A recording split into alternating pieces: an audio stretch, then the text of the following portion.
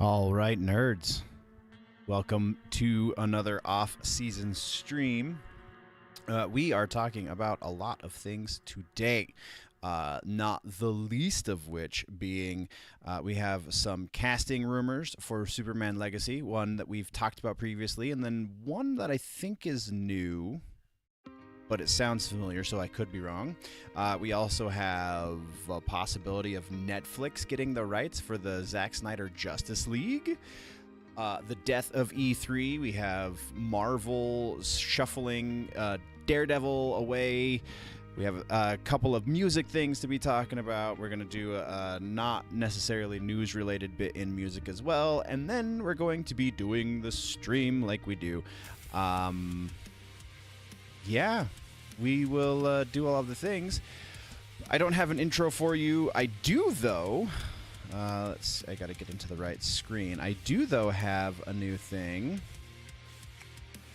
Let's see if I can do this properly. Add. What's up there, Mr. Chris? Image this. Yay! This is the first stream where I can put in that we have a sponsor. I'm super excited about this. Sponsor is DUBBY. Down in the description, there is a link that you can use and get your 10% discount Or if you just use my code at checkout, GenerallyNerdy, all one word, then yeah, you should get a 10% discount, and I get a little bit back for it. So if you have a hankering for some energy drinks, I honestly have yet to try it myself, though I have heard good things, and my order is on its way to my house. So I am being as transparent as possible. I'm a pretty avid energy drinker. So the fact that I got a sponsorship from an energy drink is pretty awesome. I'm not gonna lie. All of that being said, I think let's talk housekeeping real quick before we get into the news. There is one last piece of housekeeping, and that is next week. I don't know exactly what's going to happen next week, which means next week and the week after, because we probably will not have a show the week of Christmas. If we do, it will be late. There is a slim possibility that I will do another Christmas special this year, just so that there's something going up. But again, don't hold your breath on that one, because the process of behind the scenes this year is a little bit more intensive than it has been years previously.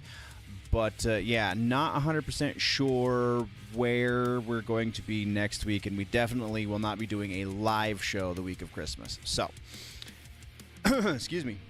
All of that being said, that is your housekeeping. That is the brief rundown of what we're going to be talking about. So let's start talking about it, shall we? Oh, look at that. The Dubby thing stays. Whee! I will probably remove that later, but right now I'm just kind of happy that it's there, just because this is our first sponsored stream. Kind of, sort of sponsored stream. So let's get to the news. We're going to start with we'll start here with the Superman Legacy casting stuff.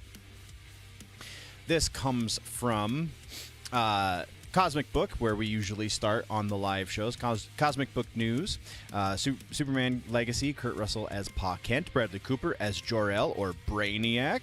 We have previously discussed the possible casting of Kurt Russell as Pa Kent, so that part's not new. But Bradley Cooper, that's the new bit. So the article goes on. Echoing exactly what I said, James Gunn confirms Kurt Russell won't be playing Jor-El in Superman Legacy. Why? Because Kurt Russell is too old. Okay, so how about Pa Kent? So that leaves someone else to play Jor-El, Bradley Cooper. It was rumored that James Gunn was looking at Kurt Russell to play Superman's dad on Krypton, who played Star-Lord's dad, Ego, in Guardians of the Galaxy 2. But at 72 years old, I said that's too old for someone to have a newborn baby. A fan asked Gunn on Threads, "Hey James, according to IMDb Pro, Kurt Russell is playing Jor-El in Superman Legacy. Is this true?" Gunn replied, shooting down the rumor, "I just answered this to someone else, but no. Love Kurt, and although more of Krypton, the Moors of Krypton are certainly different than ours. I'm not sure I see him as the first-time father of a newborn." So who should play Pa Kent? As I tweeted, see below. In the Richard Donner version of the movies, Marlon Brando played Jor-El and was 54 years old when Spider-Man, good lord, Superman the movie was released. So I suggested to look for the Marlon Brando of today.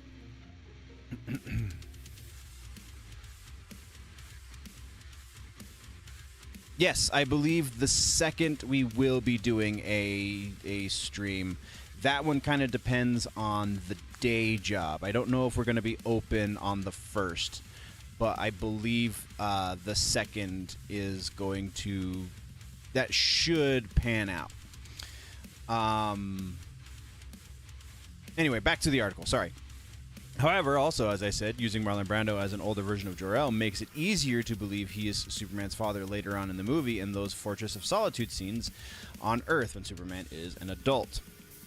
New Man of Steel David Cornsweet happens to be 30 years old, so it seems likely James Gunn would also go with an older actor. Interestingly enough, Pa Kent is usually depicted as being the older of the two, so how about Kurt Russell as Pa Kent? I can dig it, for sure. Okay, so Lex Luthor has been confirmed to not be Nicholas Hoult. Is from James Gunn himself.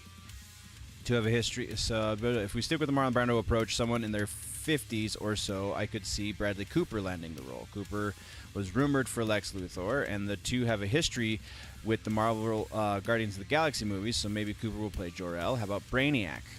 I mean, this is fair because James Gunn does like to cast people that he's worked with previously in these roles. So, like, I can see that. I still don't think I believe that. Tweeting pictures. And then we're rehashing old information. So, not quite what I was hoping for. That was a little bit of a clickbaity article, I believe.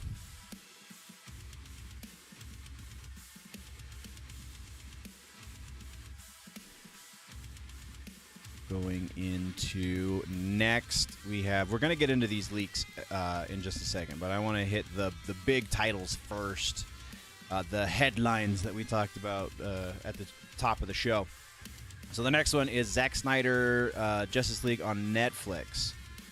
So this is very likely clickbait because I that's kind of why I chose it. Not gonna lie, but if Netflix gets the rights to the Justice League, Zack Snyder would continue that movie franchise. But it's not likely to happen. So let's read the article. Zack Snyder confirms he would continue his Justice League DCEU on Netflix if the streaming giant ever got the rights to the characters. Yeah, see, it's not a proper rumor. While promoting the upcoming release of Rebel Moon, following stating he would return to DC to adapt Frank Miller's Dark Knight Returns. Ooh, that's another one of those hallowed grounds kind of comics. I mean, like, he did pretty good with The Watchmen, but that's Batman you're messing with, man. That's a whole different animal. Snyder is asked about the potential of the DCEU on Netflix. Quote, if Netflix had owned the rights to the DC characters in my extended universe, of course, absolutely, Snyder answered. Culture-Okio. That's not how that's pronounced, I'm sure, but that's how I'm saying it. Yeah, no question.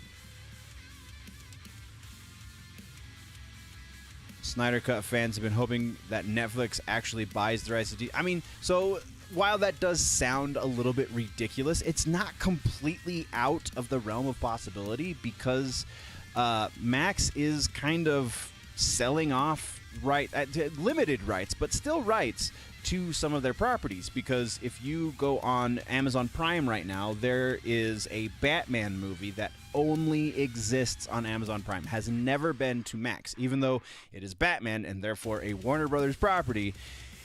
It's Merry Little Batman. It's a little Christmas animated movie. It's kind of cute and adorable and kind of great. I started watching it really late and fell asleep, so I had to watch it again. But I have technically watched it twice. So, yeah. Not completely out of the realm of possibility. And then also they're getting the other series, the Batman animated series. The Paul Dini series.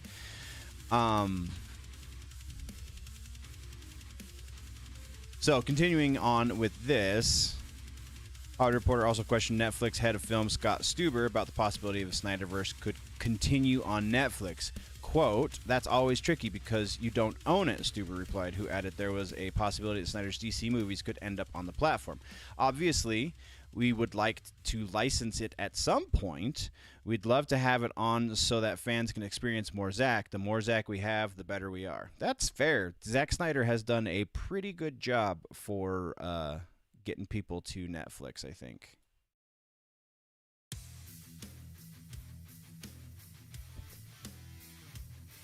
Oh, good night. Load faster. All right, then the next big headline was the E3 situation. It has been made known, apparently, that it is no more.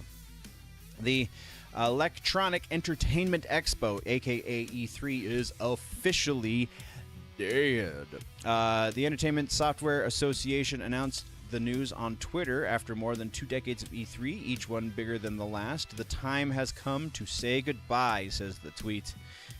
And again, pictures on Twitter. E3 serves as the pinnacle event for gamers, developers, and industry giants to converge and celebrate the future of gaming. It was a platform where groundbreaking announcements, jaw-dropping trailers, blah, blah, blah, blah, blah, blah, blah, blah, blah, blah.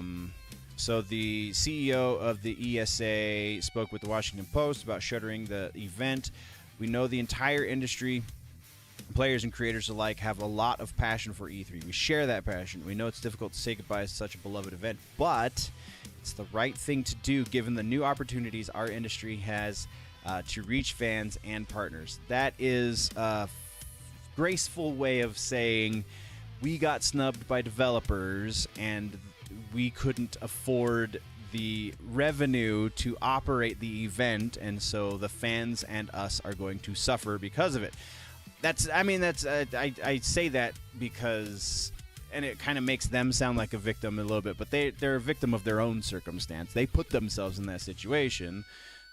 They could have made a much better event, and then it would have been no question as to whether or not they could muster up the funds to continue on. But continuing on, Pierre-Louis added, there were fans who were invited to attend the latter years, but it was really about marketing and business model for the industry and being able to provide the world with information about new products. Exactly. If you had created a better platform for these companies to do that, then they wouldn't have subverted you and done their own thing. Companies now have access to consumers and to business relations through a variety of means, including their own individual showcases. There's a way, Comic-Con is still a thing, so there's obviously a way for this to continue. Pierre-Louis continued, any of these major companies can create an individual showcase and also partner with other industry events to showcase the breadth of games. That's exciting for our industry, and it means it's an opportunity for them to explore how to engage their audience in different ways. There is no better way to engage your audience than direct, hands-on, at the event. And so far we haven't seen that. TGS, but like as far as a substitute for E3, it has not happened. Again, because they're a victim of their own circumstance. So and then it just goes on a little bit more about the history of E3. So that's what we got there. Moving on for the other big headline that we talked about but was not in the text for the episode tonight. We have let's check chat. I'm not ignoring chat, I promise. Was to reset the DCU, but yeah, again, Netflix, not to theaters. Right.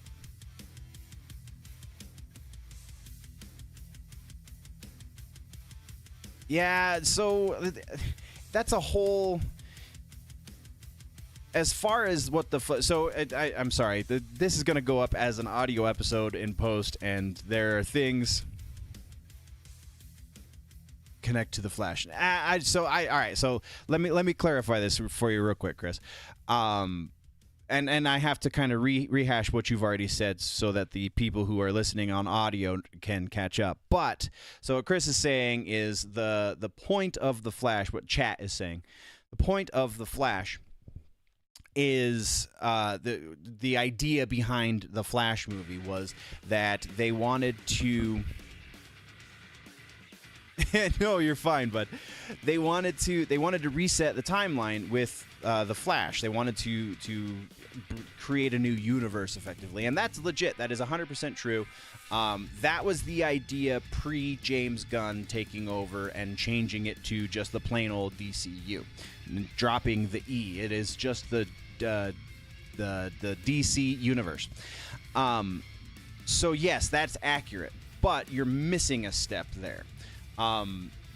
The step beyond that is now that James Gunn is in charge, basically nothing that has come before, save for a very small handful of projects, counts at all. So even that Flash movie doesn't really count towards their endgame.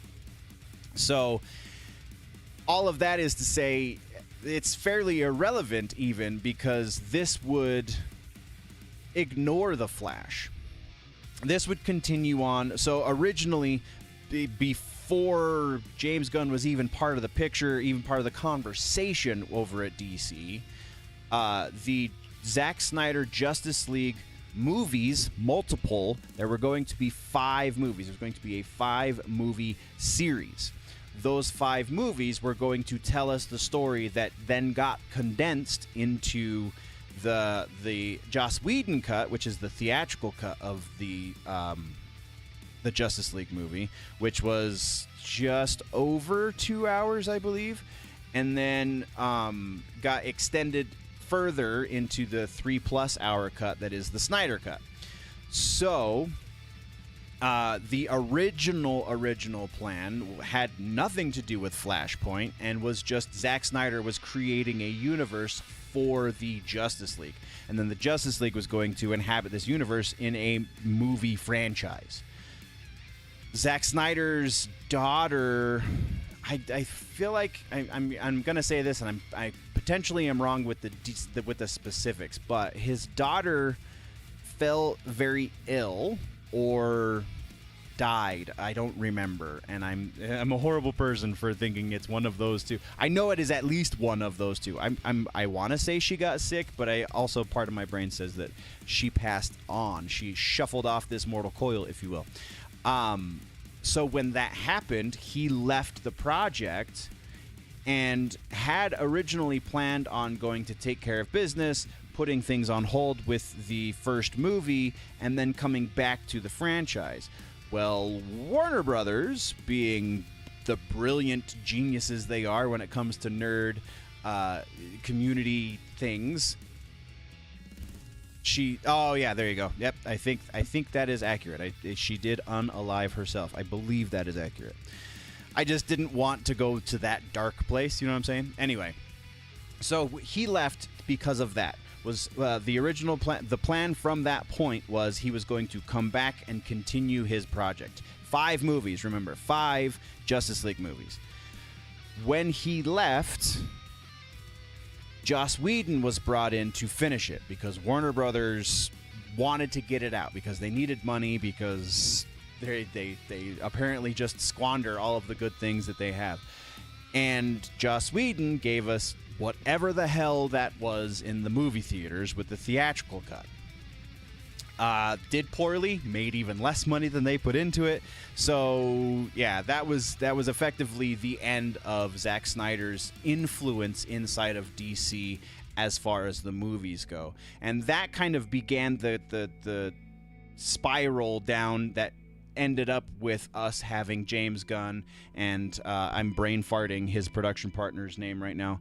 The two of them taking over the DC side of Warner Brothers.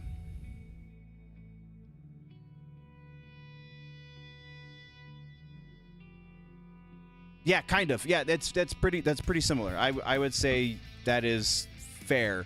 I think if Snyder had been left to his own devices, it wouldn't be an X-Men comparison. Because the Flash, we would have gotten a solo Ezra Miller Flash movie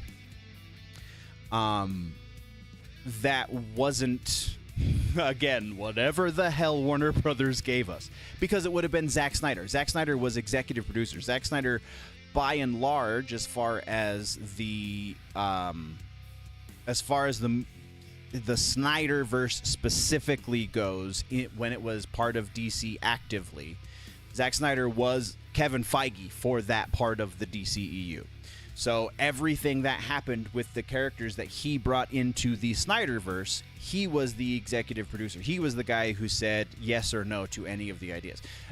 Would he have directed the individual Flash movie? Probably not. Would he have directed any of the other individual movies? Probably not, but he was still the EP. He was still the big man in charge. He was still the one directing the ship overall. He was only going to be directing, as far as I understood it, the Justice League movies. So we would have gotten probably a better Flash movie. I don't know by how much, but still a better Flash movie. Again, if Snyder had been left to his own devices. I still think, I am very much in the school of thought of James Gunn is going to steer the ship a million times better than Zack Snyder could have. Zack Snyder's universe was inherently flawed. It was no good from Jump Street because he couldn't get Superman right. If you can't get the Big Blue Boy Scout right, you are just going to screw up everything that he comes into contact with. And that's kind of what happened, even in his version of the Justice League. Like, yeah, it was better than Joss Whedon's version of the Justice League, but it still wasn't good. So I think that's where I fall with it. Like, I appreciate that Snyder's vision would have been much better than what we got. I appreciate that Snyder had a vision that he could direct that ship. I think James Gunn's going to do a better job of it, though. So let's continue on. We're going to, speaking of the X-Men thing, we are going to switch over to Marvel stuff for a story. And this is kind of big stuff right now. Daredevil, it's been one of those things that's been getting jumbled around a lot, much like Blade. But we now have a little bit of an update as far as Daredevil goes. Daredevil Born Again is no longer going to be part of the MCU proper. It is now going, just like the Echo series, is going to be part of the Spotlight brand, whatever the hell that is supposed to mean. Well, we know what that is. That is them setting aside these things that they don't know what to do with, but they already had in motion.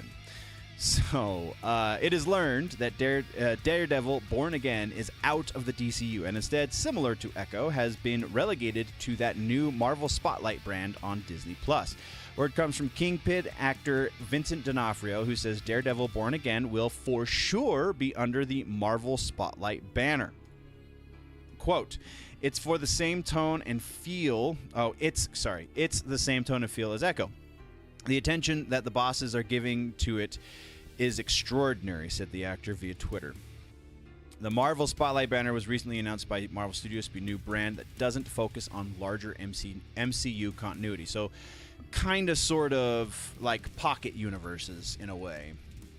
Even though D'Onofrio is implying that it's going to tie directly into Echo, still a pocket universe onto those two series, probably. Marvel first announced the brand last month with the news Echo January premiere. Just like the comics, fans don't need to read Avengers or Fantastic Four to enjoy a Ghost Rider Spotlight comic. Our audience doesn't need to have seen other Marvel series to understand what's happening in Maya's story, said Brad Winderbaum, head of streaming, television, and animation at Marvel Studios. So in regards to Echo, so does that mean then that the She-Hulk series is going to get moved over to Spotlight? I mean, they did already take it off of Disney+, but... so in regards to Echo, it sounds like fans don't have to watch the Hawkeye series for Daredevil Born Again. That likely means there will be no references to She-Hulk, rumored to have been canceled. Insiders filled me in, me being the author of this article, that Marvel was retooling Daredevil Born Again to move it away from the goofy portrayal in She-Hulk to the more popular and violent Netflix series, which has been confirmed. Of course, that doesn't mean Daredevil won't be part of the MCU. It means the Daredevil Born Again series is more of a standalone series, and from the sound of it, won't be attached or referencing anything that has come before in the Marvel Cinematic Universe, or obviously the Netflix shows. That's kind of, I feel like, what we expected at this point, right? I think that's probably the meat and potatoes. Yep, that's what we need to know. Let's move on.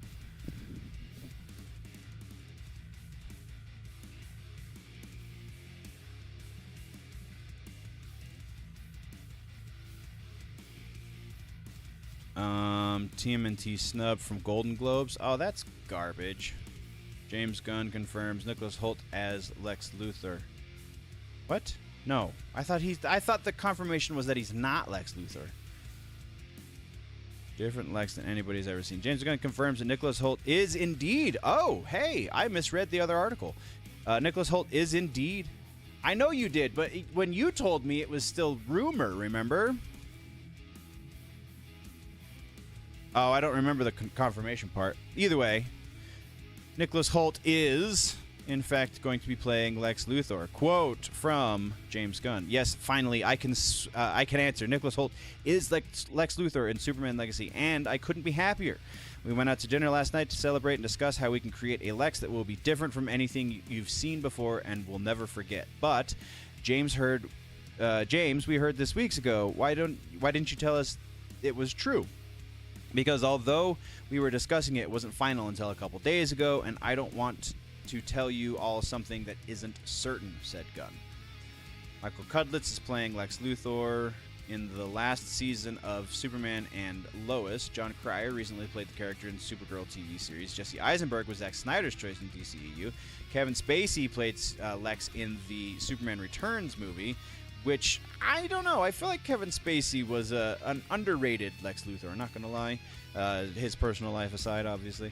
Gene Hackman in the Richard Donner and Christopher Reeve movies. Perhaps the best rendition of the character, Michael Rosenbaum played Lex Luthor in Smallville. I must agree with that statement. Absolutely. Yeah, so there we go. Meat and potatoes there again. I think there was one other thing on Cosmic Book that I wanted to go over on stream. The new Studio Ghibli movie is doing well. Oh yeah, the Wolverine thing. What? Uh-oh. Alright, so Wolverine game has apparently leaked. Insomniac has been hacked. Character art that seems to relate to other Marvel characters may be featured in the game. Insomniac Games has been hacked, which includes the Wolverine video game, as leaks have been released by the hackers. A ransomware group named Reseda. The same hackers behind the recent British library hack are demanding a ransom of $2 million payable within a week, or they will release all of the files they have stolen. With just 7 days on the clock, seize the opportunity to bid on exclusive, unique, and impressive data, Reseda said in its on its site at its auction of Insomniac's documents for 50 Bitcoin or $2 million. Open your wallets and be ready to buy exclusive data. We sell only to one hand, no reselling. You will be the only owner. Sony has confirmed the hack and they are investigating. Bum, bum, bum. We are aware of the reports Insomniac Games has been victim of cybersecurity attack. We are currently investigating the situation. We have no reason to believe that any other SIE or Sony divisions have been impacted, said Sony in a statement to Eurogamer. Via Cyber Daily, dirty details of what was hacked. The hack includes screenshots of the Wolverine video game, including character art that seems to be related to other Marvel characters. All right, we're going to have to check this out, I think. Let's pull this bad boy up on the Twitters. Oh, I'm not logged in on this browser anymore. We'll see how long Elon lets us read it.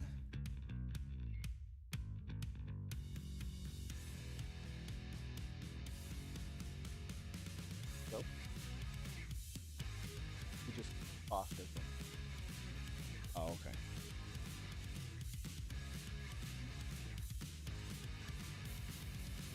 Huh. So, I got nothing. Let's go back to the article, shall we? Additional documents include passport scans that appear to belong to Insomniac employees, former employee who now works at Disney, and documents belonging to a voice actor on the Marvel Spider-Man game. Okay. And then that's just that doesn't really give us much. That's dumb. I don't like it. Not a fan. Yeah, 50 Bitcoin apparently. It's what was it? 2 billion with a B. Go back into it. 2 billion. 2 million. 50 Bitcoin is apparently equal to 2 million, but I mean, we're never gonna get any of that, so whatever. I think the music might be a little loud. I'm looking at these levels right now. So sorry that this has been there. All right, so I think that's where we're at with this. Let's go over and do some no, we'll go to our regular next. Bounding into comics.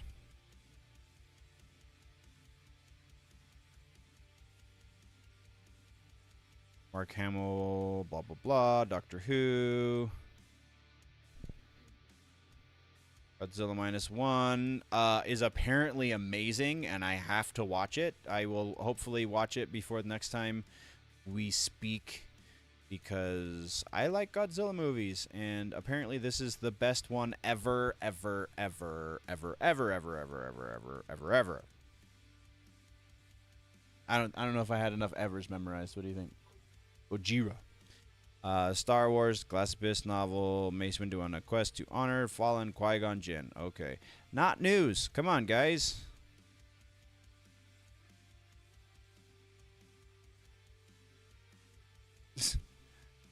Uh-oh.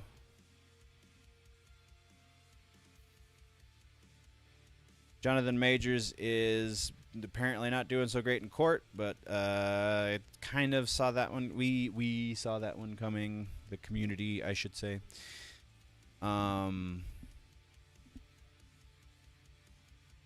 Yeah, nothing here. All right, we're gonna switch gears a little bit. We don't generally do this. We're gonna actually do a little bit of a between situation. We're going to do music, but before we get into music news, I thought it would be fun to go through this list of the top 18 rock and metal bands who announced new albums this week. Just to kind of see where I'm at, because I was watching Tank the Tech video. For anyone who is unaware, Tank the Tech is a heavy metal creator who also works in the industry, but he's not a musician. He is a tech, obviously, hence the channel name. So he techs right now for Electric Callboy. I don't know any other major bands he's teched for previously, but he's done tech work. He's done stage managing work, tour managing work. He's done a lot of the kind of behind-the-scenes stuff to make sure that the music community can function, because it takes more than a band and a stage. You have a lot of other people behind the scenes. So Tank the Tech was talking about Nick Nocturnal's music awards, and since he went through basically the entire list, and not that I have a very large audience, but I wanted to do something similar, and I felt like this would be a good way to do that, and also kind of see where I am with maybe I don't know most of these bands. So, yeah. Top genre for Spotify this week or this year was rock. That's awesome. Who was your top artist? Let me ask you that, chat. Who was your top artist there, Chris? All right, so we have the top 18. Where do we go? Best of 2023. I don't want best of. We'll do best of next time. Austrian Death Machine, Quad Brutal. I did know this one was coming out. I did actually watch the video for this that they have right here, Don't Be Lazy, featuring Craig Goliath. Oh my god, it was hilarious.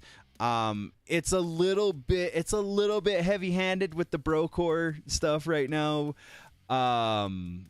Like the Austrian Death Machine stuff previously wasn't like that. It was just funny because it was a really poor Arnold Schwarzenegger impersonation. They still have that to a degree, but it's more about them being bros and less about making funny Arnold references. So I don't know. It's just not the same Austrian Death Machine. Banks Arcade Death 2. I don't know who Banks Arcade is. Metalcore Electro. Interesting. That's an interesting combination. That would probably be what they would qualify Electric Callboy as, too. So that's probably an interesting thing. Big Train, The Likes of Us, prog rock. That would be why I don't know it, because I don't listen to a whole lot of prog. And when I do, it's usually not just the mellower side of prog. Coulter, To Watch with Hands, To Touch with Eyes. Traditional metal. Huh. Comeback Kid is putting out a new record. Hell yeah. Trouble. I mean, I haven't been as big on them since they changed vocalists a few years back, but still Comeback Kid. I really dig those dudes. Really dig those dudes. Illuma Shade. I feel like this one was pushed at me through the YouTube algorithm. I've never actually listened to them, but YouTube seems to think I would like them.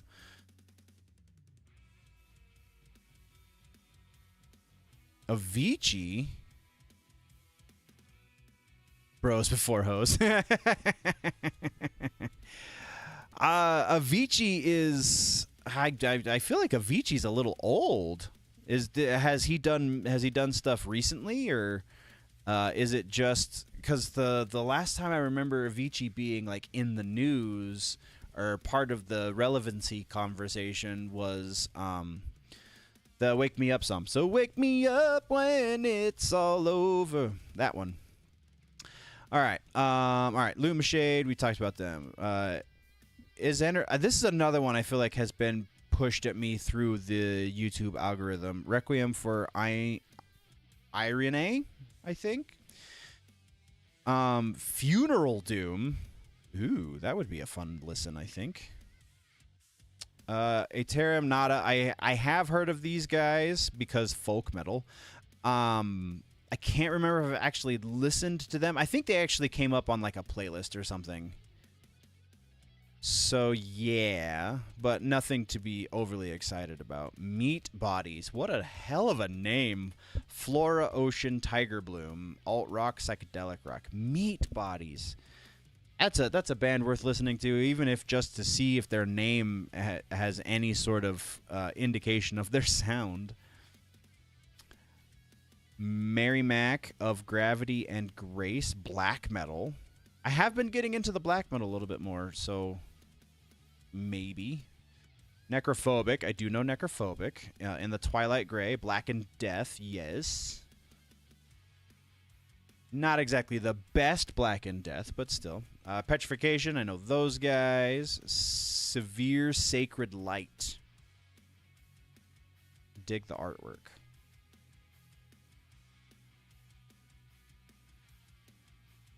Enviro Earth 2. What's going on there, Enviro Earth 2? He does EDM. Not sure how I got rock from him, honestly. Maybe because I listen to a lot of Peyton Parrish.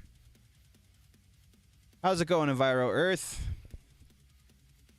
I don't think I know Peyton Parrish there, Chris. Is that also EDM stuff? I don't listen to EDM extensively. I do listen to it a little bit, though, so... Spectral, obviously. Whenever we're talking music, 95% of the time we're talking about metal. So, very obviously, I don't listen to a lot of EDM. Spectral Voice, don't know these guys. Death Doom. That's always such a weird, like, juxtapositions of subgenres because death metal is generally very fast and aggressive and in your face. Doom metal, the less so, is still pretty heavy, but less on the aggression, more on the like atmosphere and kind of almost sludgy in the amount of notes played. And so I always find it interesting when a band can kind of straddle that line. So Spectral Voice is one to go listen to, apparently. Split Knuckle, this is another one I've heard of. Haven't actually listened to them, I don't think, but that is definitely a band name I have heard in recent months. I kind of dig it, Split Knuckle. Bleeding Through the Wound. Bleeding Through is a great band. They actually just ended a tour with a band called Of Sulfur that I really wanted to go to, but I couldn't. Stages of Decomposition. Death Grind, that makes sense. Raptures of Psychopathy.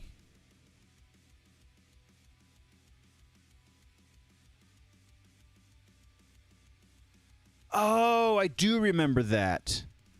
I totally forgot that until you just said that. But yeah, I do remember that Avicii did the thing. That's unfortunate. So yeah, that's kind of cool that you're listening to to a little bit older stuff. Time Lost, Drained, Garage Rock. Probably not for me. Power Pop, maybe. Because I guess kind of, sort of, Everclear, who is one of my top 15 bands. I wouldn't say top 10, but top 15 for sure. I guess they could kind of be considered power pop. So maybe that would be something to check out. Toxical. Just a weird, yeah. Under the Southern Light, speed metal. Warlord, Free Spirit, Soar. Traditional metal. Witherfall, that's a band that I've heard of. I think that's another one that's been pushed at me through the YouTube algorithm. Sounds of the Forgotten. There was nothing on there that, and we'll do best of next time. But there was nothing on there that I feel like was in the... Oh, maybe they were. I thought that was Whitechapel, not Witherfall. And I thought this was going to be Death, like the band Death, not whatever the hell that was. Anyway, so yeah, there's our fun little transition. Let's talk about some actual music news, and then we're going to get into the fun bits of the gaming and things. So there's some crazy stuff that has happened in the music community since we last spoke about music. We're going to just start at the top of Metal Injection because this is kind of crazy. This brings into question so many things. So let's just talk about the article, and then we'll talk about the article. Dillinger Escape Plan reunites with original vocalist, announces Calculating Infinity show. So it's a single show.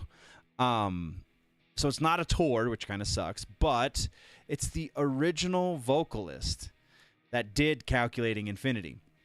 Well, holy shit. Buckle up, everybody. Dillinger Escape Plan will celebrate 25 years of their 1999 debut album, Calculating Infinity, with a reunion show on June 21st in Brooklyn, New York, at the legendary Brooklyn Paramount. The band will play the album in its entirety for the first time ever with co-founder and original vocalist Dimitri Minakakis. I can never say his last name properly. Backing Minakakis will be founding guitarist Ben Weinman, bassist Liam Wilson, drummer Billy Reimer. Openers include Car Bomb. Oh my God, that's going to be a hell of a show. And Candy. I don't know Candy. It's been a long time coming for the opportunity to perform in a project I helped create over 25 years ago, said Minakakis. Having the chance to celebrate 25 years of Calculating Infinity with my closest friends in life is just a dream turned real. I'm looking forward to seeing all of those old faces as well as all the new ones. Dillinger Escape Plan has always been more than just a band. We were a force of nature. That is damn true. The reunion show is our way of thanking the fans for who have stood by us and the album we made in the small basement in New Jersey all those years ago. That is absolutely true. Here comes...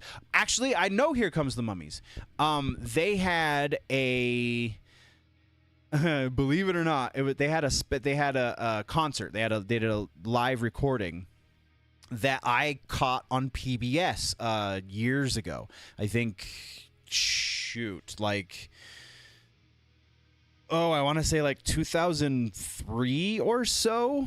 So yeah, that's pretty cool. Are they still actively putting out music, or is it just you found their stuff? Because they had a pretty decent catalog even in 2003. So they're really cool too. It's kind of like this ska kind of funky thing going on. I dig it. They have a brass section. There's like 20 members of that band. Continuing on with the Dillinger Escape Plan, Minakakis continues, amped to go to party like it's 1999 again and give this album the birthday party it deserves, added Wilson. There we go. These songs are still unfuckwithable. And as a musician, it's rad to have the opportunity to get back under the hood of this album and revisit my salad days. The time was more, this time with more seasoning. I hope somebody does a live recording of this, like a good quality live recording, because those are kind of hard to come by these days. But this is such an epic thing. Like, why would you not want to document it for prosperity and then show the world how awesome this was? Dimitri always had such a menacing presence and venomous voice. It's going to be killer to rip these songs with him up there with us. I bet, man.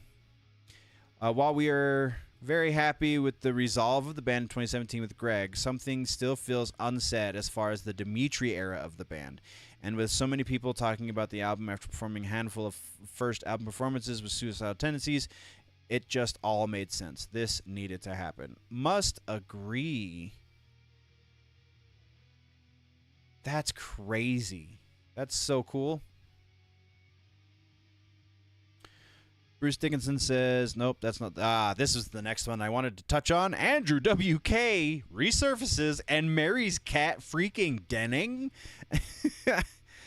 So yeah, Andrew WK, the party guy, oh, how does it go? If you want to party, then we will party hard, I think was the lyric from like his big single. Let's get the party started. Let's get the party started. Yeah, that's the one. And then he like disappeared and came back and was a motivational speaker. And then there was like question as to whether or not it was the same guy with the Andrew WK moniker because he looked different. And then he disappeared again. And now he's come back and he's married a celebrity. Oh my God. We're going to eat all of that? Okay. All right. So Andrew WK had a very interesting 2021, apparently. Man released his 6th studio album, Got Us Partying, on September 10th. Oh, yeah, and then I think he was a minister or something. I could be definitely conflating that with somebody else, but the other parts are true. September 10th of 2021, after a handful of singles, announced a bunch of shows and then disappeared. Like he does. Andrew WK postponed all of his shows, deleted social media, and basically vanished. Andrew WK originally let fans know via his now deleted Facebook that he was postponing his 2021 tour to 2022, but would still play Furnace Fest. He wrote at the time, quote, Andrew WK's 2021 tour dates are being rescheduled for 2022. All tickets for 2021 will be honored, and refunds will be available at the point of purchase through September 27th. Then, on the September 25th, the night before the Furnace Fest, Andrew WK pulled out. Festival said his cancellation was, quote, due to circumstances beyond our control, unquote. As of September 27th of 21, Andrew WK was off of all social media, and the tour dates never happened. Then today, Andrew WK, today being, when was this article written? Yesterday. Andrew WK resurfaced online. Well, all because he got married to his now wife and actor, Kat Dennings. Who knows if Andrew WK is planning any sort of musical comeback anytime soon, or the dude is just off to enjoy a quieter married life. We're just stoked he's alive and well. Right? How freaking weird is that? Okay. there was at least one more when I was scrolling down here. Sum 41's putting out their final record. We've talked about this. Their final record is going to be a double album. It's going to be called Rise Up, and apparently one side is going to be the like pop punk stuff that they're known for, which they've been getting a bit more of an edge as they've progressed and gotten older.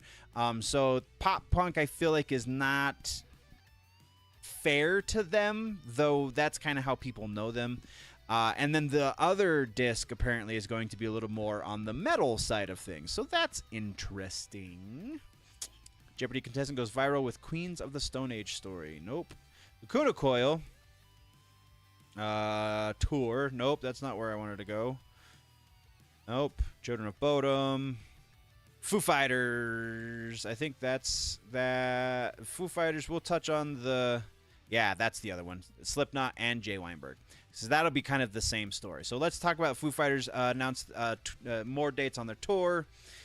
For those that are interested, we're going from May 1st through, August 18th. It's not solid because they're smarter than that, but they're playing arenas this time around. And, yeah, that's pretty epic. So just a couple of dates at the beginning of May, kind of sporadically through September, and then again sporadically through August. With the Pretenders, Alex G, Mammoth, Wolfgang Van Halen, the Hives. Ooh, Hershey, Pennsylvania. Congratulations. The Hives with the Foo Fighters will be a hell of a show. Amel and the Sniffers. I don't know who that is. Fenway, Boston, your cousin from Boston. The Hives will be opening that show, as well as the New York show, second day at New York City Field. That's pretty awesome. Pretty awesome.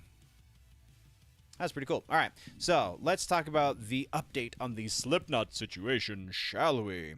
Let's check in the chat real quick. Yeah, I'm just going to do this last piece, and then we will be taking our break. All right, so Jay Weinberg has played his first show since being ousted from Slipknot, but I didn't catch who it was with. Spoke about his firing on... Issued a second on his Instagram saying he wouldn't trade it for the world. So he really enjoyed his time with the Nine. I'm not going to read his whole thing. So, but he has played a show with somebody. I saw on I think over on Loudwire that he had played his first show. He's in a wheelchair right now for some reason. I don't know what it was with though, but it's kind of irrelevant to the story. The other half of this story, Jay has moved on, and Slipknot also are now booking shows. So this is the 25th anniversary tour of Europe. Wait, what? Bleed from within, blah, blah, blah, blah.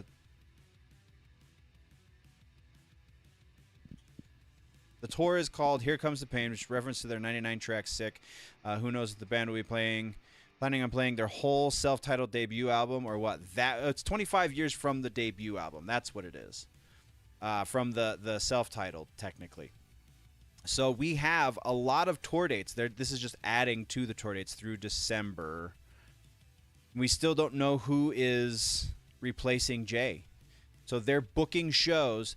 The music is happening with Slipknot, but we don't know who's on the throne, on the main throne, because Slipknot, they have 3. So that's crazy. I figured there would be a little bit more about that, but there really isn't. Co-founder and percussionist Sean M. Crahan, I'm so excited to bring our 25-year anniversary tour to Europe and the UK to be prepared for an energy you've never experienced before. It's happening. Yeah, no kidding. Since 25 years since they first played in Europe ever. That's why it was. They just weirded that really strange. All right, so that, for those of you listening in post, those of you on the audio-only outlets, that is where the news ends. And we're going to be taking a break. I'm going to stuff my face with some food. I'm going to stuff my dog's faces with some food. And then we'll be back to do the funner part, which is the gaming portion. Also, since we are talking a little bit of behind-the-scenes stuff, you're about to see one of the things that I've changed, aside from the fact that we have the DUBBY sponsorship. One of the things that I have changed for the live setup. So there's that, too. So that's pretty freaking awesome. Anyway, we'll see you guys on the next one. Again, not 100% certain it's going to be next week, though. I will keep you posted on the social medias. So I appreciate your faces, nerds. We will see you in the next one. Before we go, always remember that if it's generally nerdy, it's probably here. And yeah, I will see those of you who are in chat in just a few minutes. We will be doing starting things off with Mortal Kombat.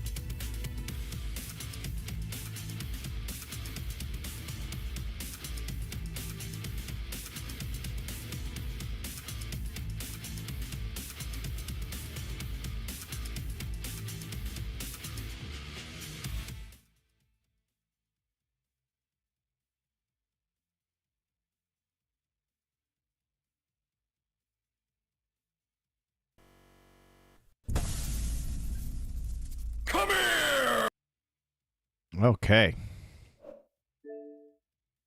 So, to start things off here, I just wanted to share, as I was getting ready for the stream today, this happened.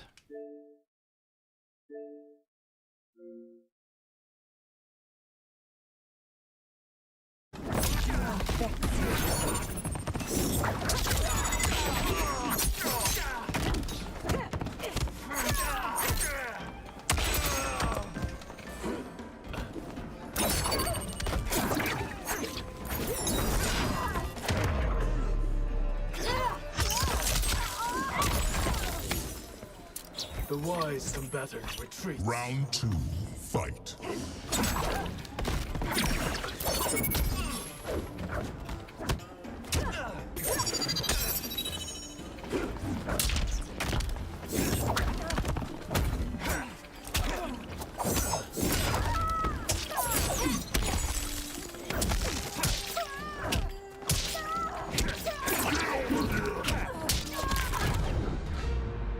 Dun, dun, dun. Quitality.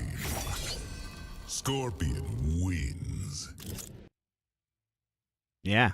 So, I don't know. It was just pretty fun. We were the same level in the season, and picked up. Okay, same level in the season because we're both level 6. But I outrank him as far as player level because I'm a 94 and he's a 73. But it was... I honestly didn't see that one coming. Sometimes you can tell, like, oh, this guy's getting grumpy. He doesn't want to play anymore. But this one was a little bit out of the blue, not going to lie. All right, so, like I said, starting Mortal Kombat. Also, stream sponsored by DUBBY. That's so fun to be able to say that. You can go to order your drinks from DUBBY and use my promo code GenerallyNerdy at checkout, and you get 10% off of your purchase. So do that. And we're gonna play some more story mode to start things off. We have not really 6 acts, huh? And we're most of the way through Act 1. Gotcha. Although you have all trained well, Raiden has excelled. This outcome does not surprise me. How could I have... Congratulations, Raiden. For the tournament, you will need this.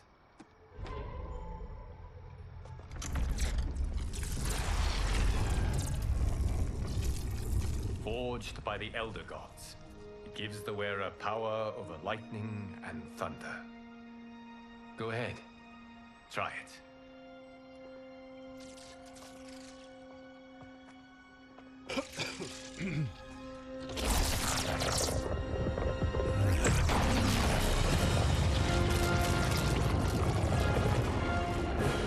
Holy Ark of the Covenant.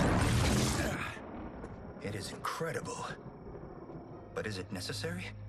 In addition to possessing great might, the Outworlders you will face also wield great magic. The amulet levels the playing field. You must be careful, Raiden. You could get hurt. Even killed.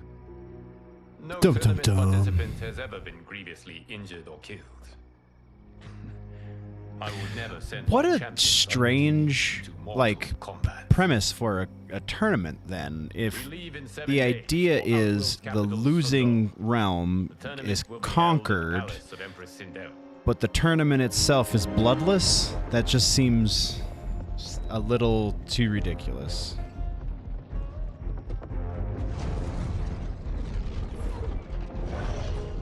Outworld can be both alien and intoxicating to Earthrealmers.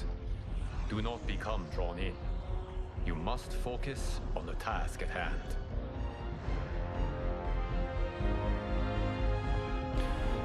The brand name on his phone is mocap. That's kind of awesome.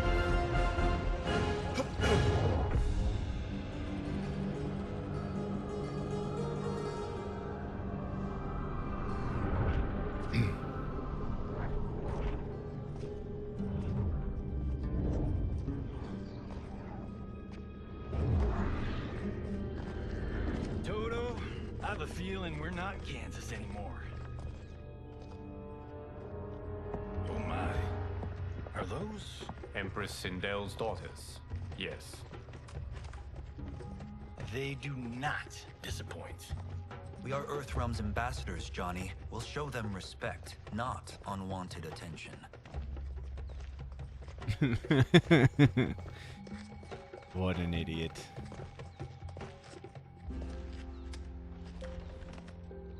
Lord Liu Kang, welcome. Thank you, Princess Melina. You remember my sister? Of course. Also an interesting change that Melina May I is the introduce elder Johnny sister. Cage, Kung Lao, Kenshi Takahashi, and Earthrealm's champion, Raiden. I hope you're prepared, Raiden. Our champions are determined to win. None more so than me. It's been too long since we've known victory. Princess Melina, we should be on our way. Empress Sindel awaits. Thank you, Tanya. Follow me, please.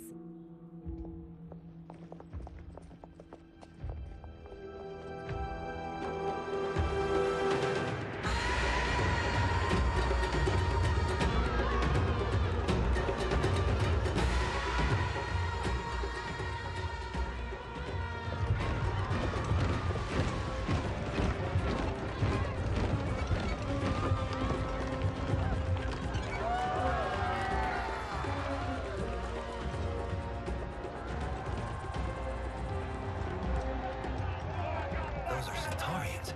And Shokan. The six-armed beings are not Nodens. The monks described them, but seeing them in person? I see that Her Majesty once again spares no expense on the festival. Should she not? It commemorates my late father. I admire, Princess. I do not judge. As did all of Outworld, I valued greatly Jared's fellowship.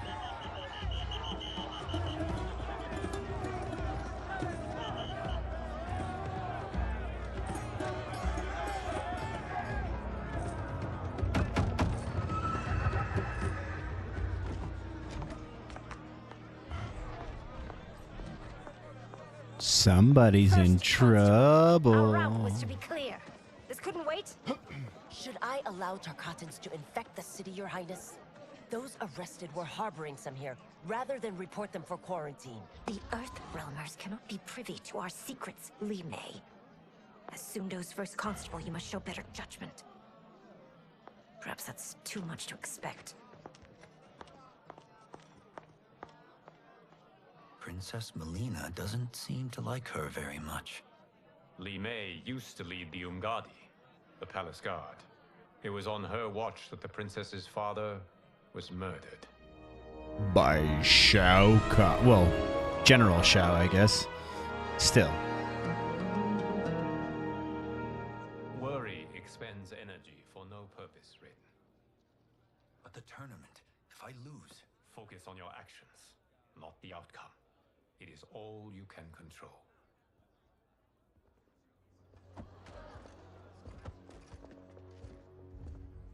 Red alert. Incoming stock villain. General Shao. Do not let him goad you.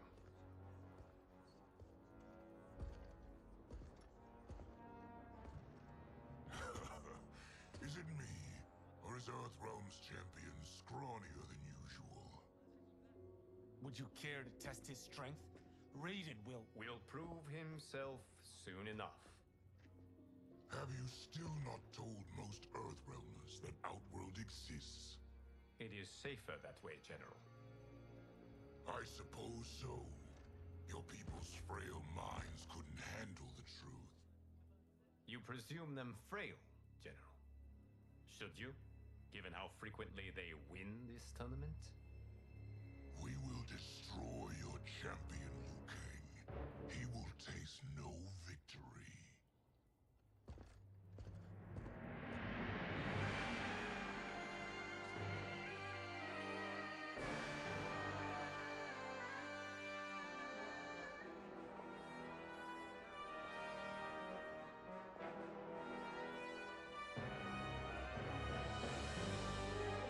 So if Jared's dead, does that mean Sindel is Khan? So she's technically Sindel Khan?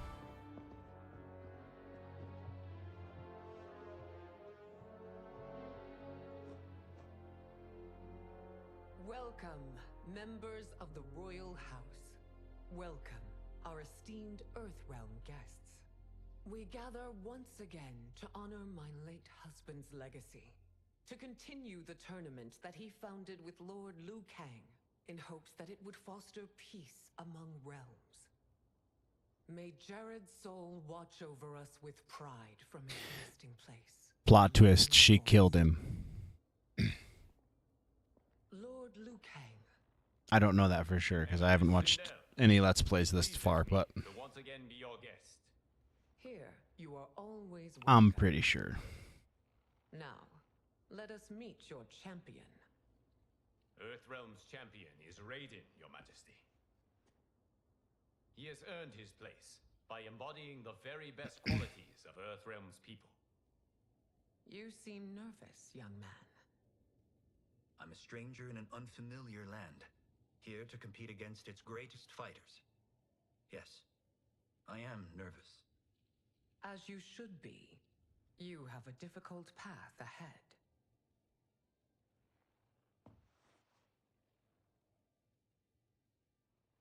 It has begun. As tradition requires, Outworld's initial competitor will be Sundo's first constable, Li Mei. May she defend our realm's glory, as well as she preserves our capital's order. Dum dum dum. Your Majesty, I will honor both the Royal House and all of Outworld with my combat. If so, you will vastly exceed my expectations. Remember, were it not for Jared's tradition, you would not be here.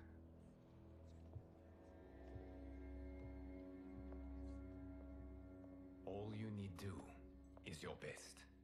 The rest will take care of itself. Yes, Lord Liu Kang. Shall we see what you can do? Hopefully, this will be the first of many victories. I will prevail, Earthrealmer. This fight is more important to me than you can ever know. Fight!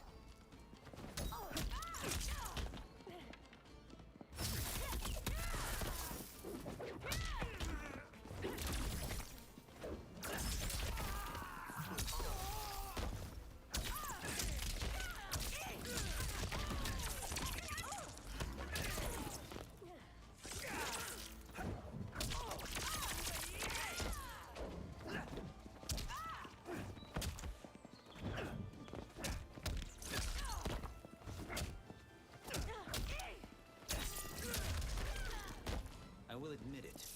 That tested me.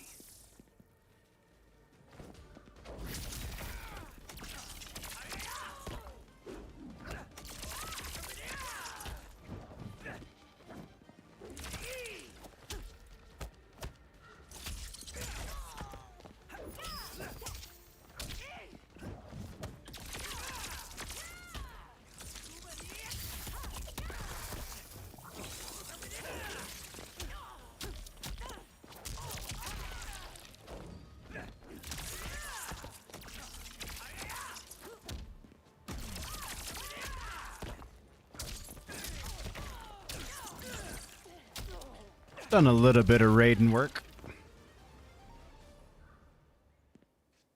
Thank you for the match, First Constable.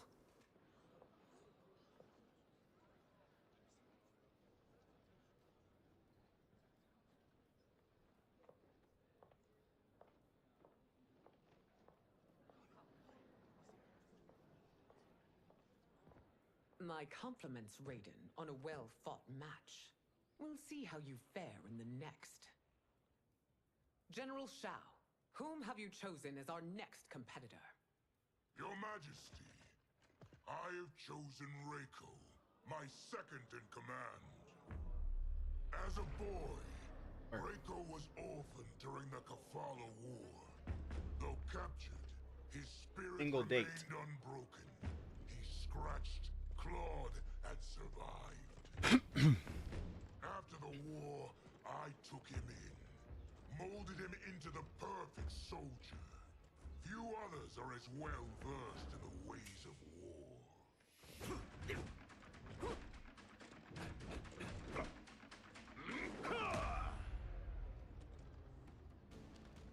In whose army have you served? In what wars have you fought? I have done neither. Then you are woefully unprepared, Earthrealmer. This will be your last Yeah, battle. we'll see about that. Fight.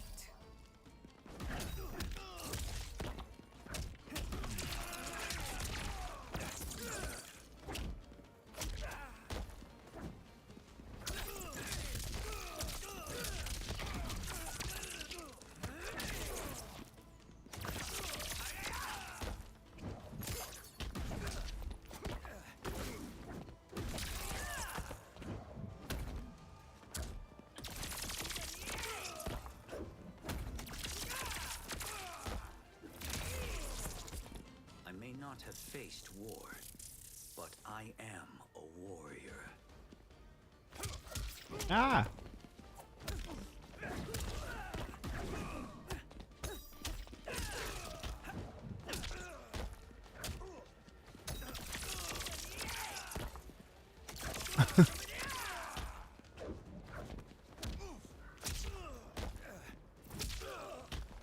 Really?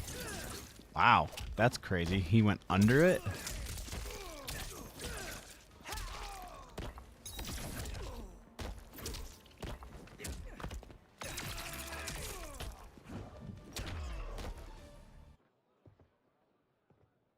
Felled by a simple farmer.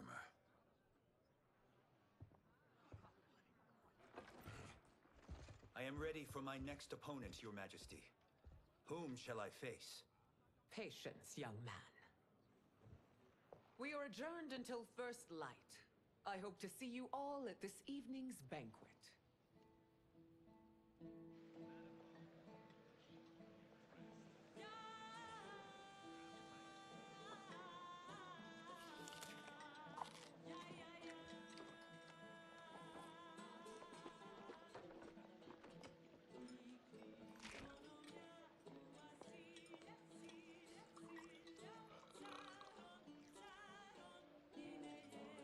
I'm sorry, you're 10,000 years old?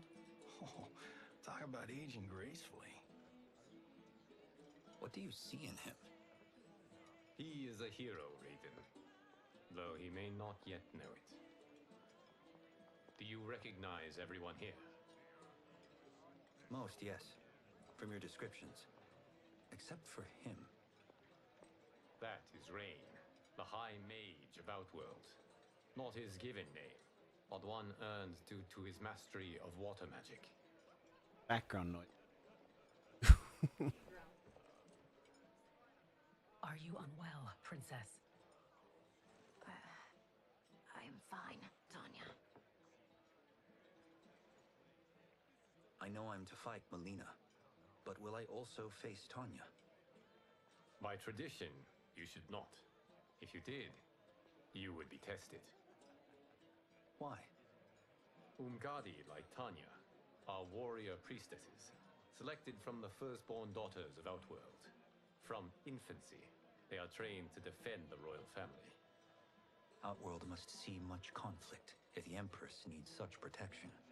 Its past has been difficult, though the last 1,000 years of Empress Sindel's reign have been a true golden age. The memories of that strife still linger.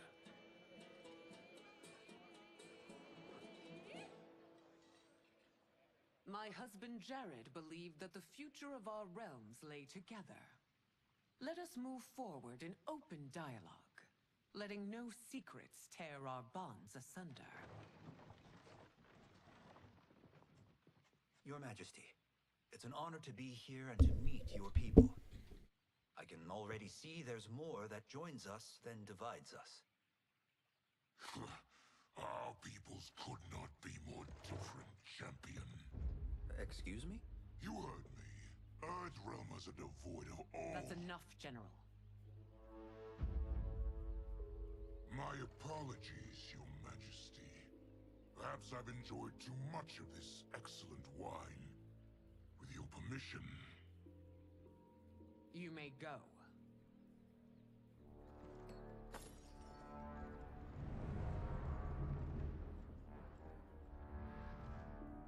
It is bad enough we may lose to the Earthrealmers, but then you go and drunkenly insult them?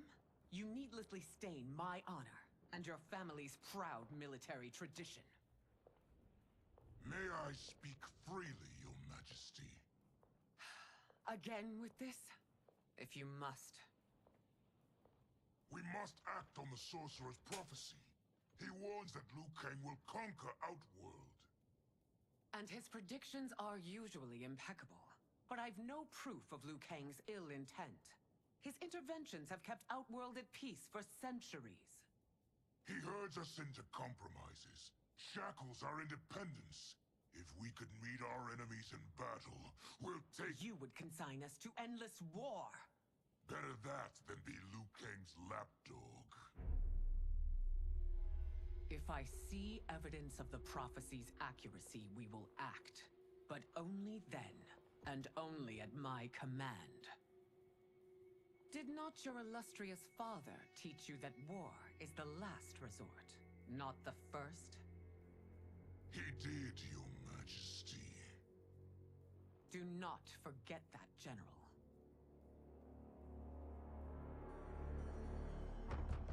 Come. The new engine looks so good. You asked to see us? I saw what happened this evening. There was nothing. Something I ate.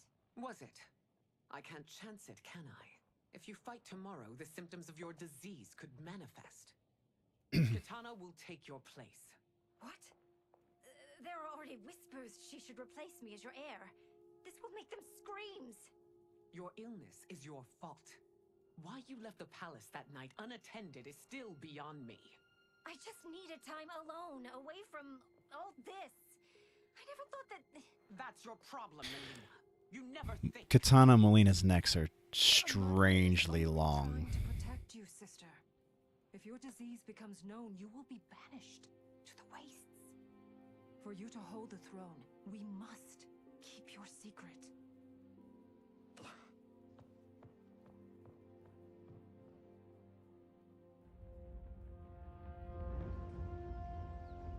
You continue to surprise Raiden. Among others, you have defeated Kotal, Motaro, and Shiva. Oh. Only two Name gods drop, remain name drop, and name drop. Earthrealmer. I am, Your Majesty. Then next, you face my daughter, Kitana.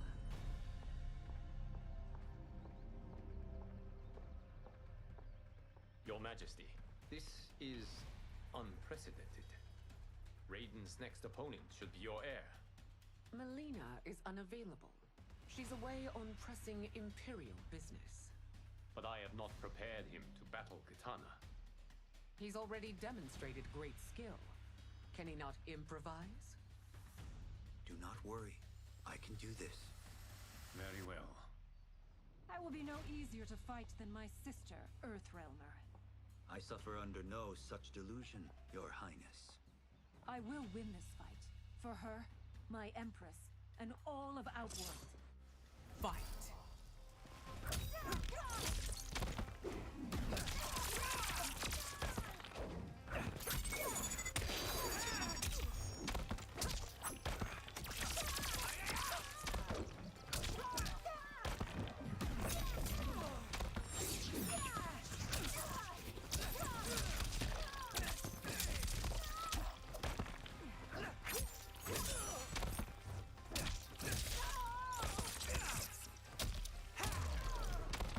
This isn't done yet. Face me.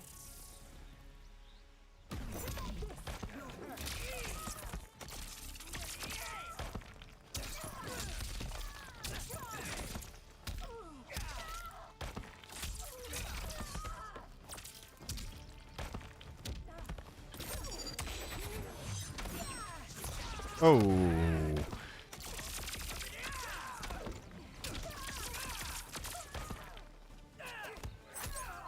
Oh.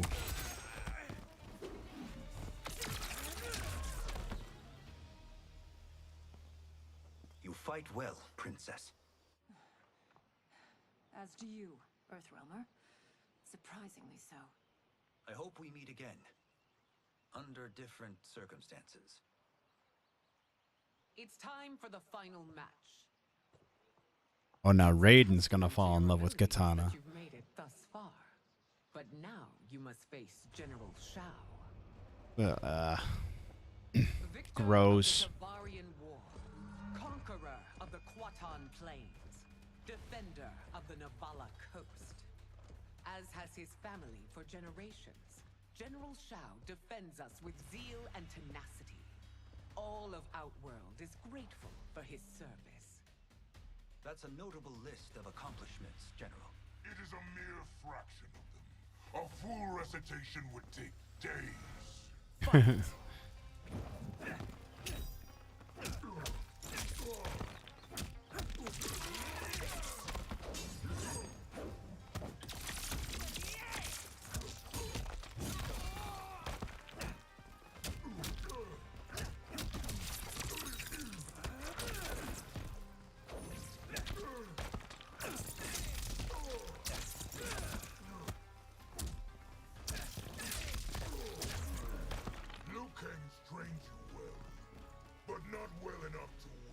Yeah, yeah.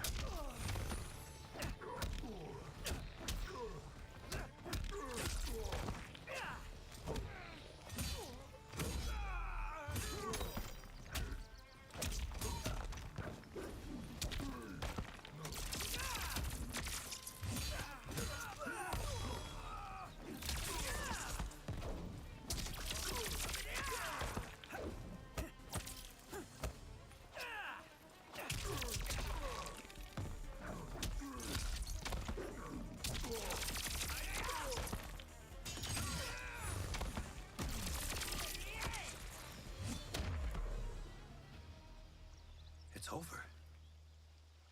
I have done it. Congratulations, Raiden. Earthrealm wins.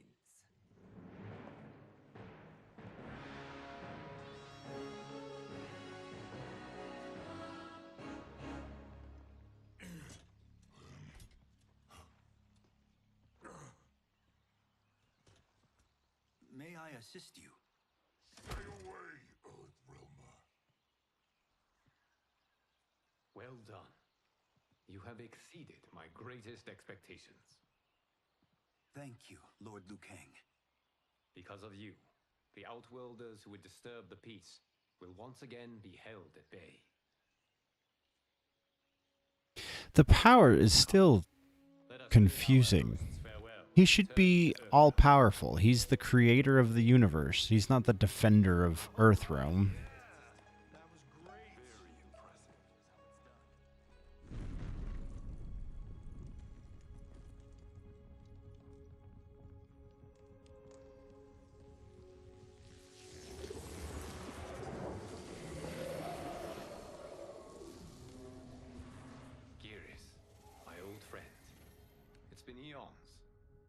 Good to see you. Likewise, Lord Liu Kang. I have watched you with the Hourglass. You are relishing your role as Earthrealm's protector. It suits me far better than being Keeper of Time ever did. I never wanted to replace Chronica. Being history's architect drove her mad. I had no wish to share her fate. Which is why I am forever grateful that you volunteered to safeguard the Hourglass.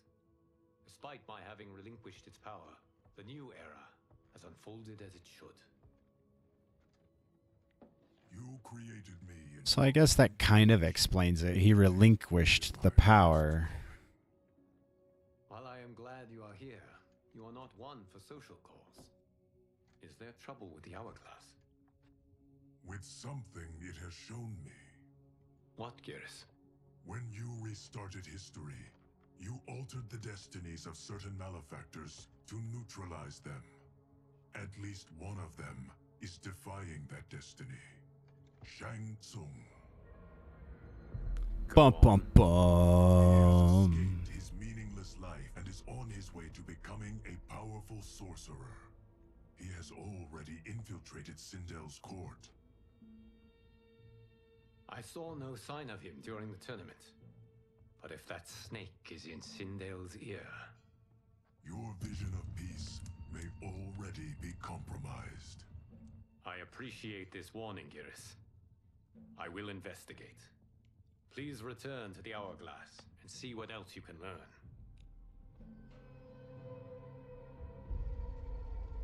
Awkward. So we find him in Outworld and bring him here for questioning? Yes. If what I fear has happened, he is a grave threat to the realms. Anything else? Shang Tsung is a master of deceit. Do not trust a word he utters. Sounds a lot like my first agents. It's a tricky mission. I'd rather Raiden go along than this one. Hey, this one is up for the job. I wonder if we're gonna get that skin. Must be done quietly. I am breaking my word with Empress Sindel. That's one of the cooler Johnny Cage skins I think I've ever knowledge. seen. Due to the tournament, Raiden is now a familiar face there.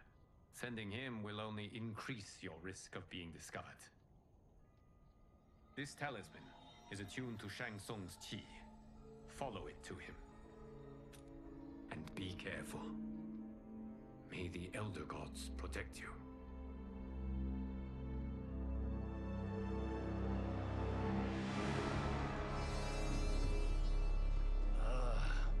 Are we there yet? Again? How old are you? 5? What can I say? That's a really cool looking skin right there.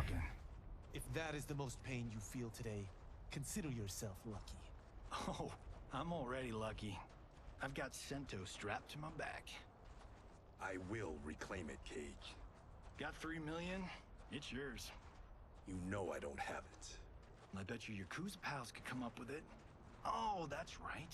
You blew them off. If there's one lesson Hollywood's taught me, it's never burn bridges.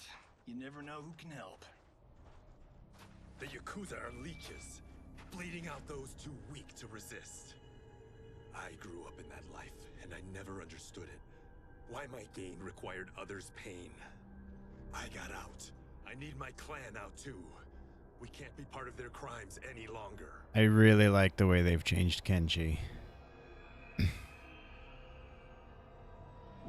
I guess it's more of an added depth to the character of Kenshi.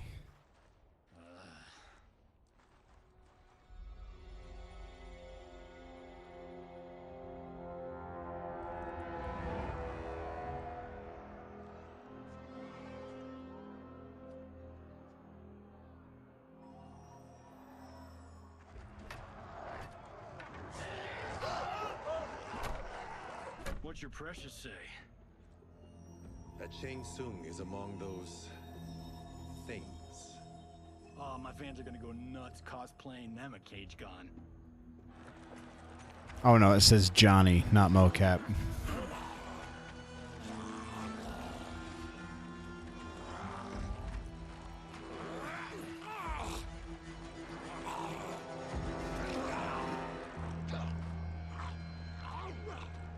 Hold him still. If he squirms, I cannot extract marrow.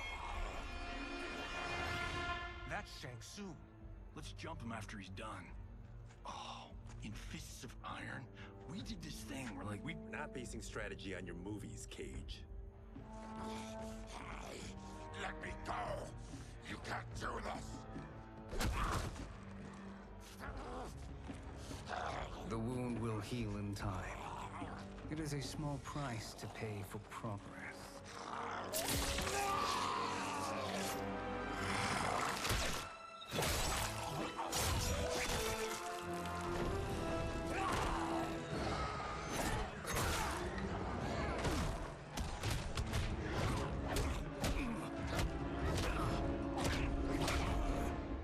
On second thought, this scene's playing fine without us.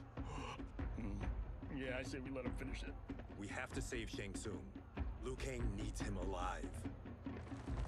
Do we though? Do we really?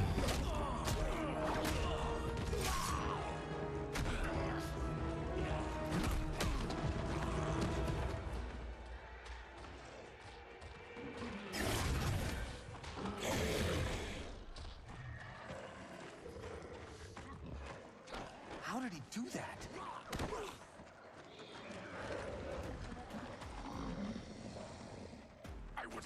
him but for you. I get why you'd want to, but you can't. You're one of his minions. You'll die in his place. Fight.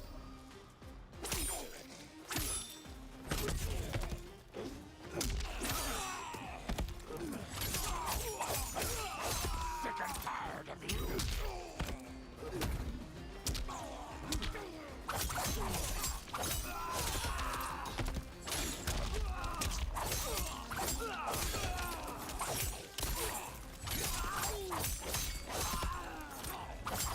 Whoa.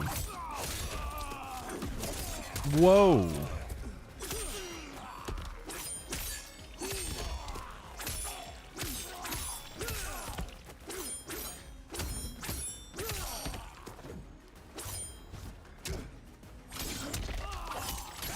Nope. I'll send you back to Shang Tsung, a corpse.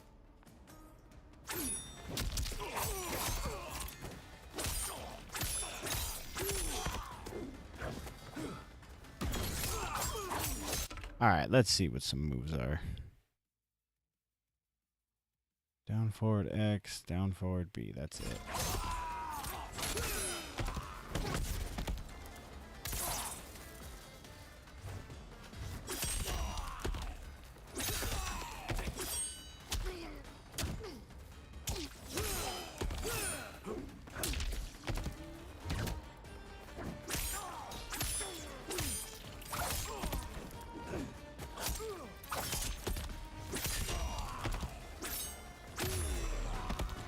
Stopped him. You've just made him angry.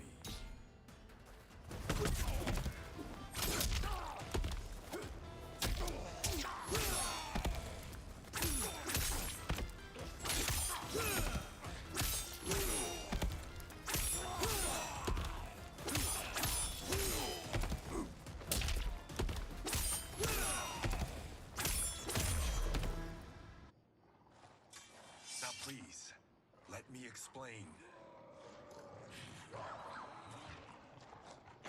You got us into this. How about getting us out? I know what this looks like, but we don't work for Shang Tsung. If not, why save him? Because Liu Kang, Earthrealm's protector, wants to question him. He thinks Shang Tsung may be a threat to both our realms. I'm Kenshi Takahashi. Our kind do not shake hands. I'm sorry. I didn't mean to offend. Don't you know what we are? No, we don't. We are victims of Tarkat. The disease is not easily gotten, but you can't risk more close exposure. Oof, his look this round. In time, it will turn us all into bloodthirsty monsters. Death is our only release. So you weren't always like this? I was once a rich merchant, but when I became ill, I was banished. Now I run this colony. I am Baraka. What does Shang Tsung want with your bone marrow, Baraka? I don't know, but he comes here each month to harvest it. Release us, and we'll capture Shang Tsung. And we'll find out why he's been coming here. I promise.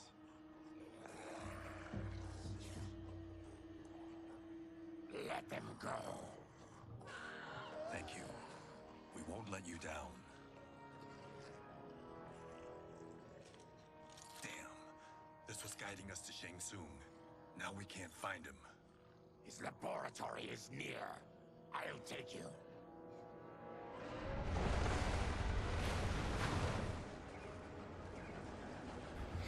All right, I think I'm over story mode right now.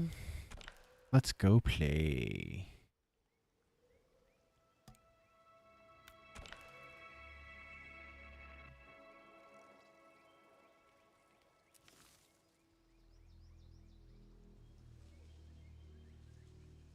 Combat League is done tomorrow.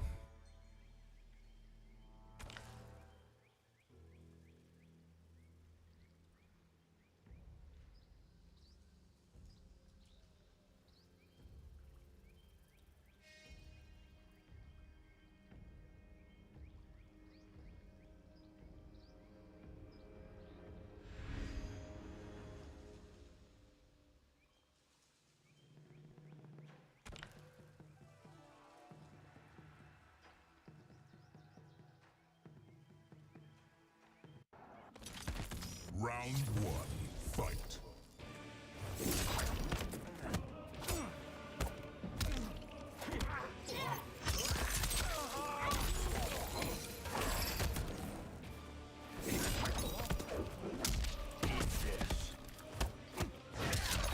Oh, hell.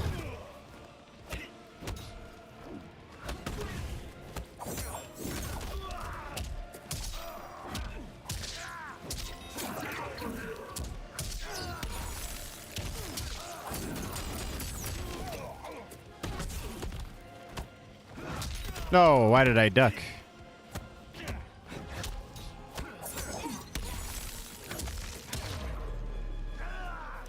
Do not start a war. Round Cannot two, win. fight.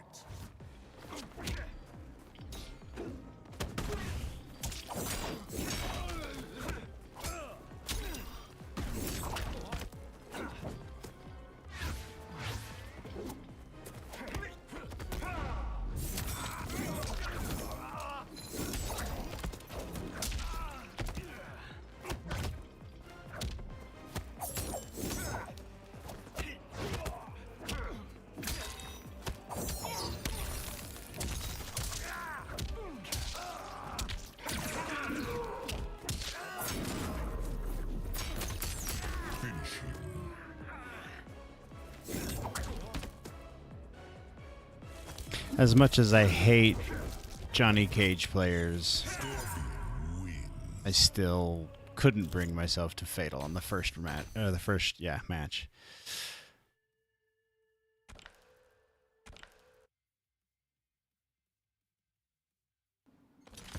Round one, fight.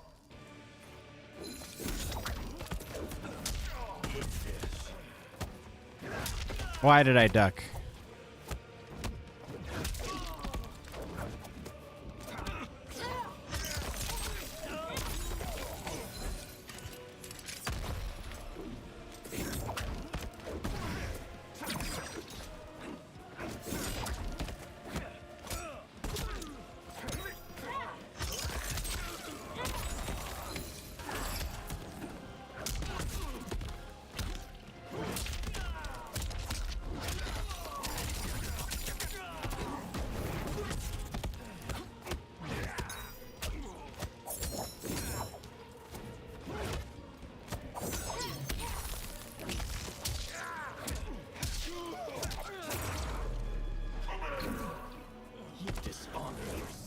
Yeah. Round two, fight.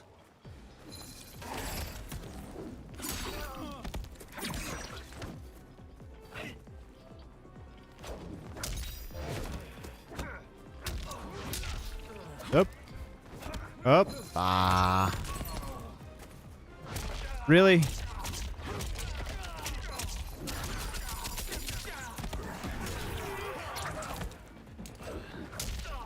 No way.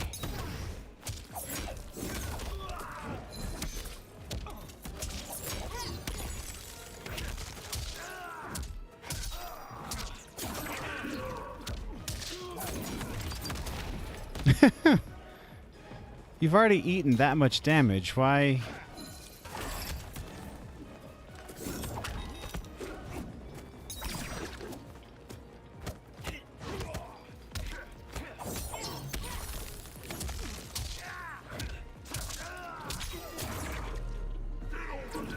There we go. There's much more to come. Brutality. Scorpion wins.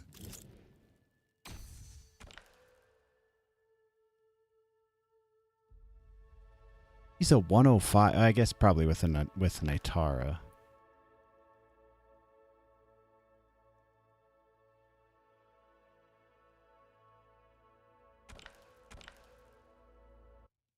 .105 level 105, and was that bad with Johnny Cage.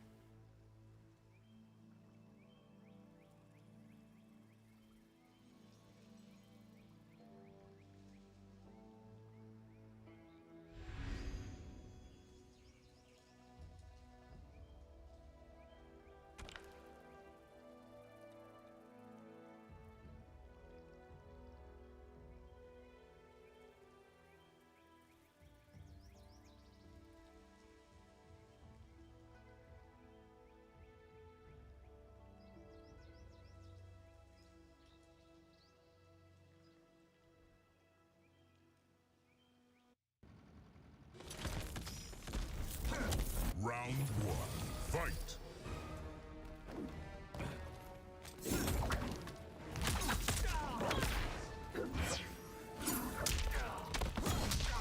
Oh.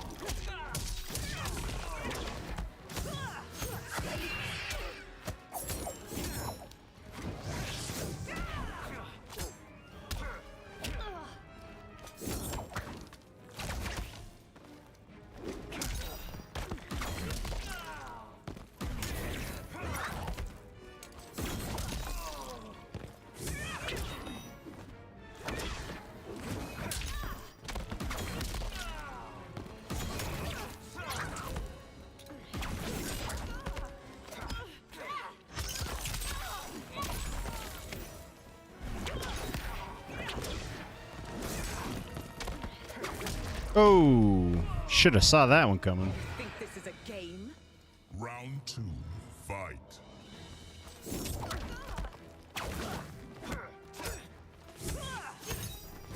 Oh, good read.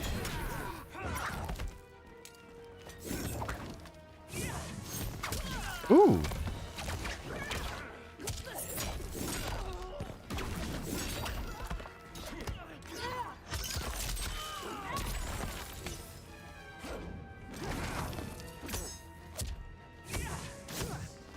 Ah!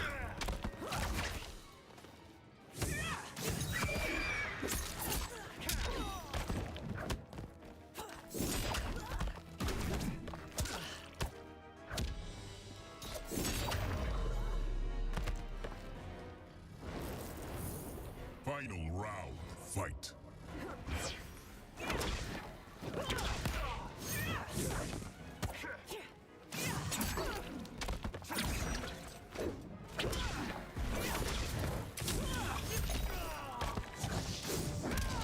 Oof.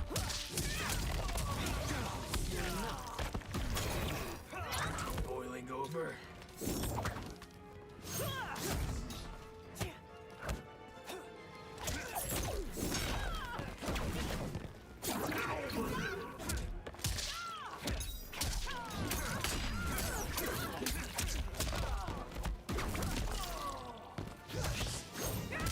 Oh, duck.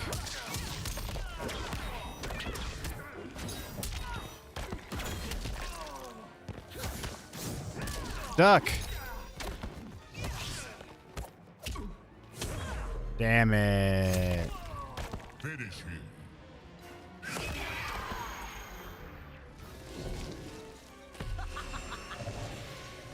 Sindel wins.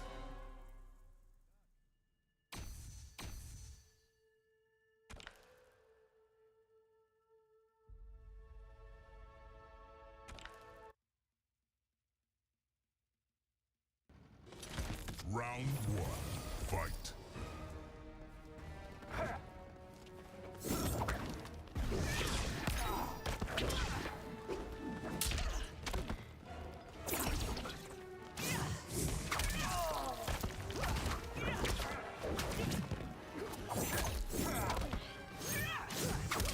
Ah.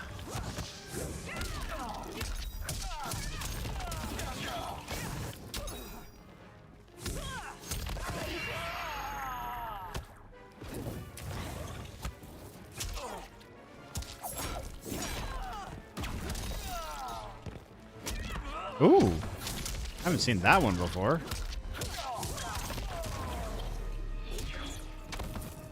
Must we renew combat? Round two, fight.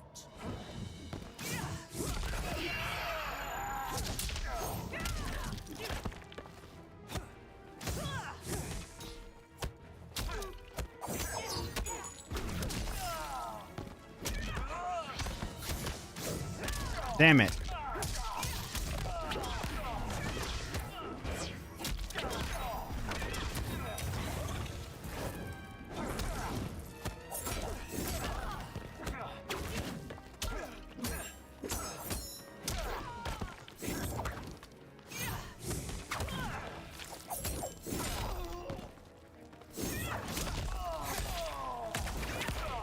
Okay.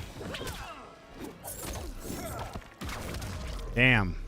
Finish him. Yeah, go for it.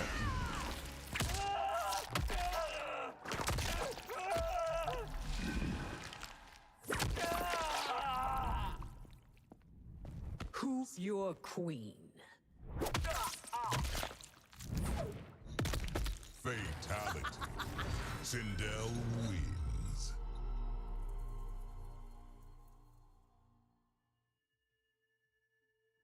I haven't fought many Sindels. That was some new stuff, I think.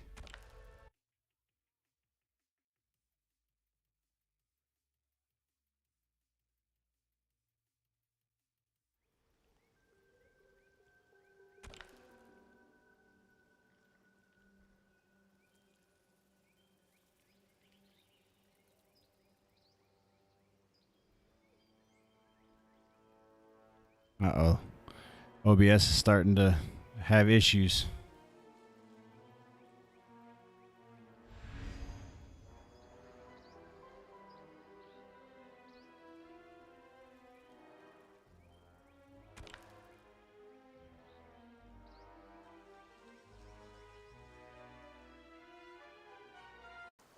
Round one. Fight.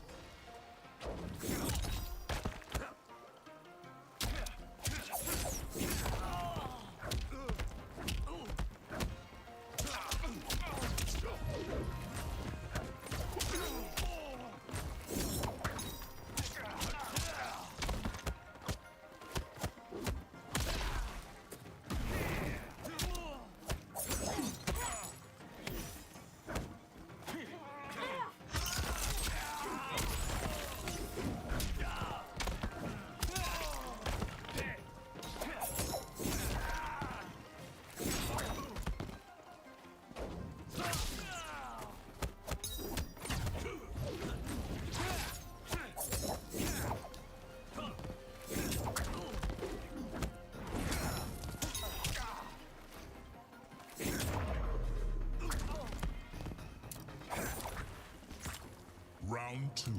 Fight.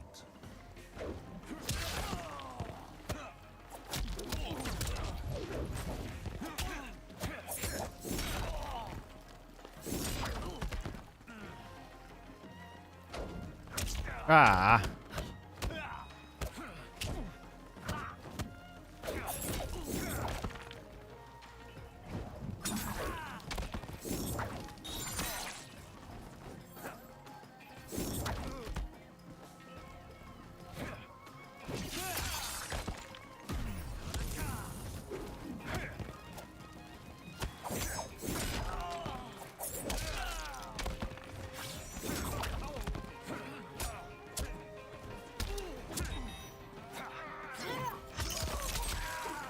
Just block. Just block the whole time.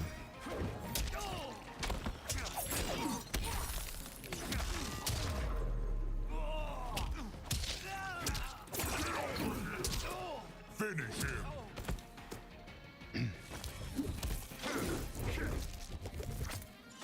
Scorpion wins.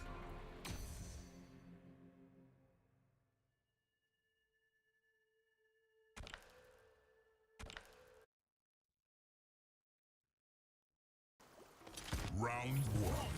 Fight. Oh.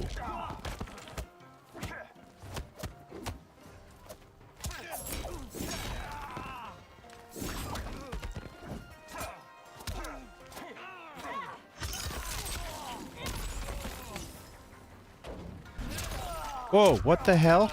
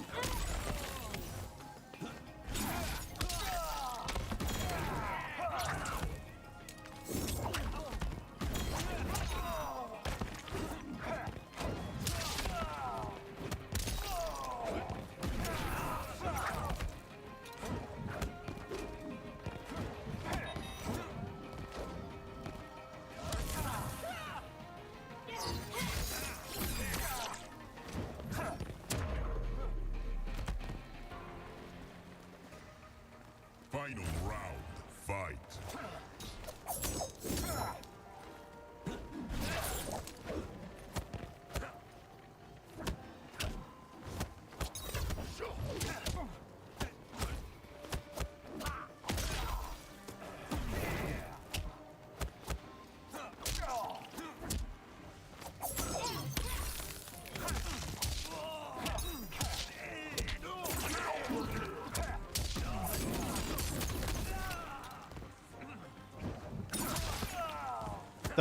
What the hell was that?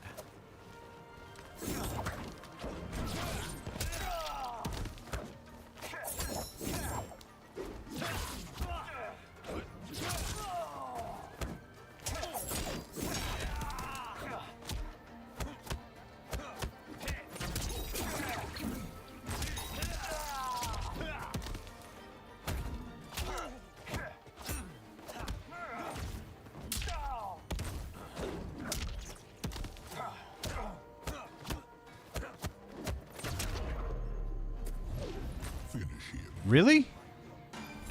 Ooh, Shujinko fatality.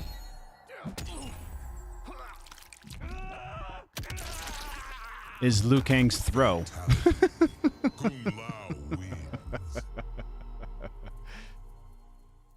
That's kind of dumb, I'm not gonna lie.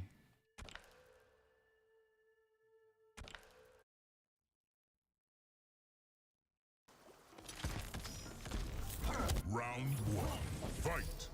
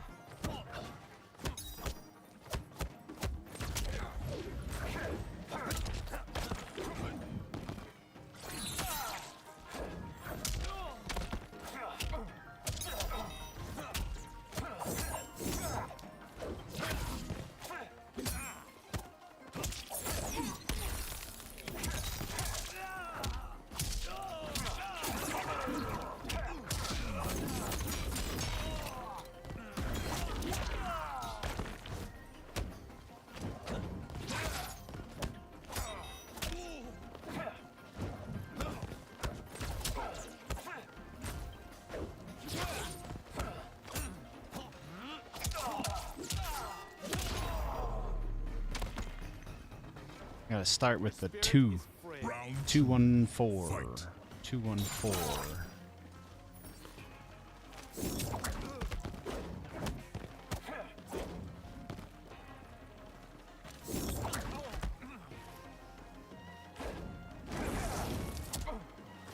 Ah.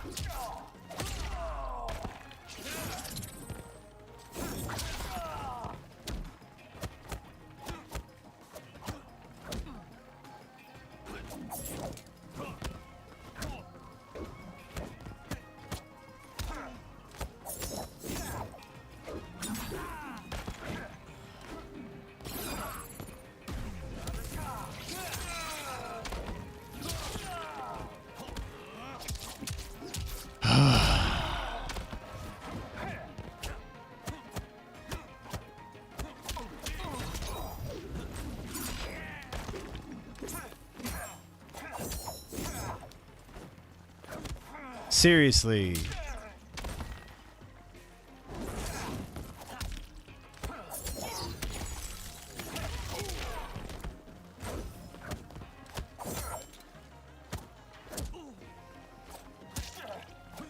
No. Oh my god.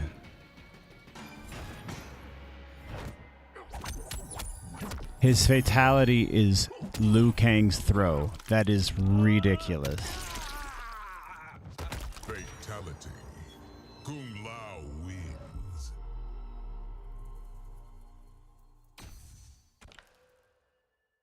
Absolutely ridiculous.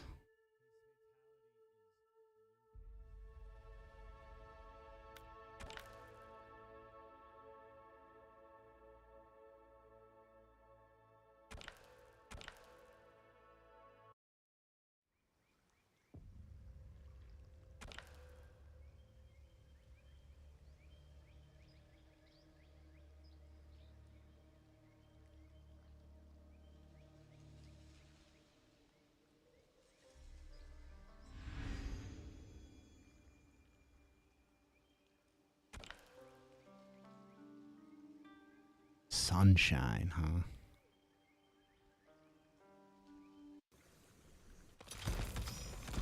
Round one, fight!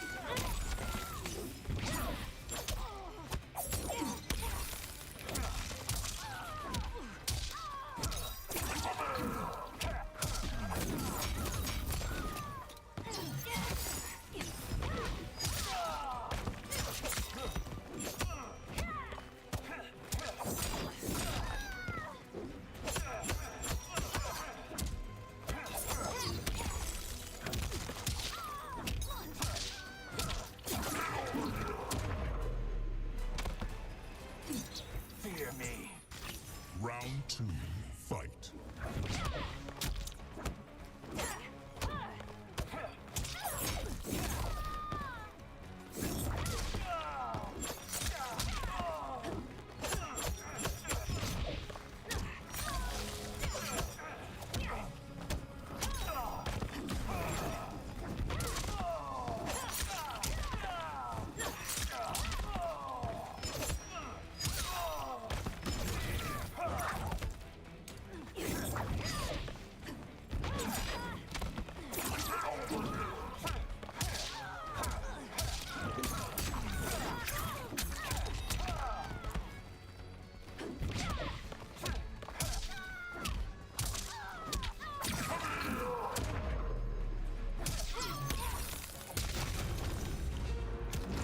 There's much more to come. Brutality. Scorpion wins.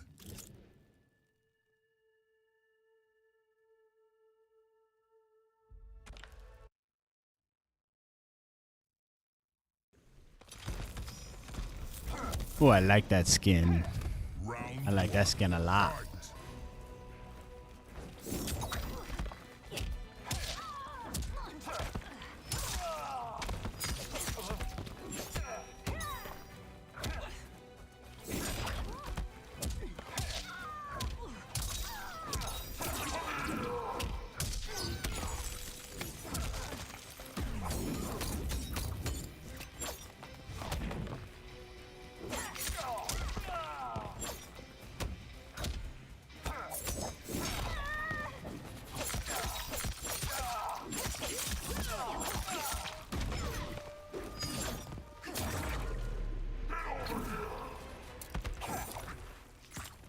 Round two, fight!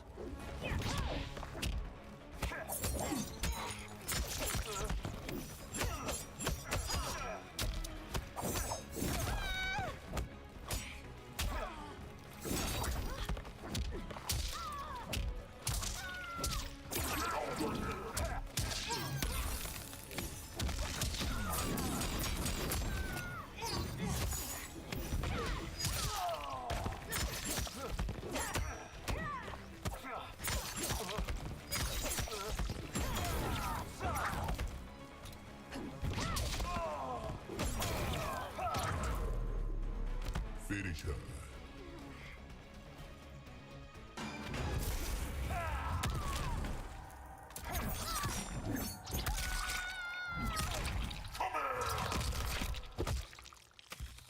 Fatality.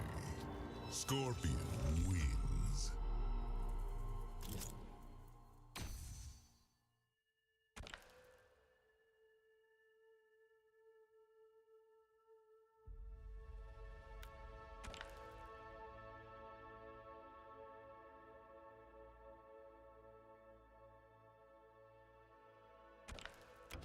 Let's go try some King of the Hill. I haven't done King of the Hill but like once, I think, since Mortal Kombat 1 launched.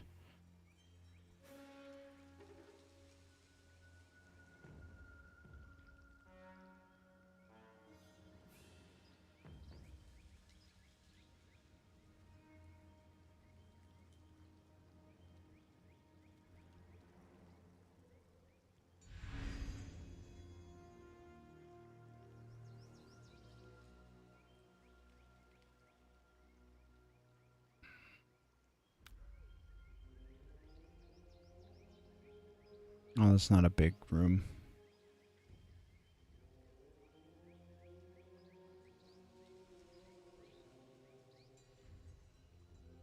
Ping is ridiculous, though. Oof.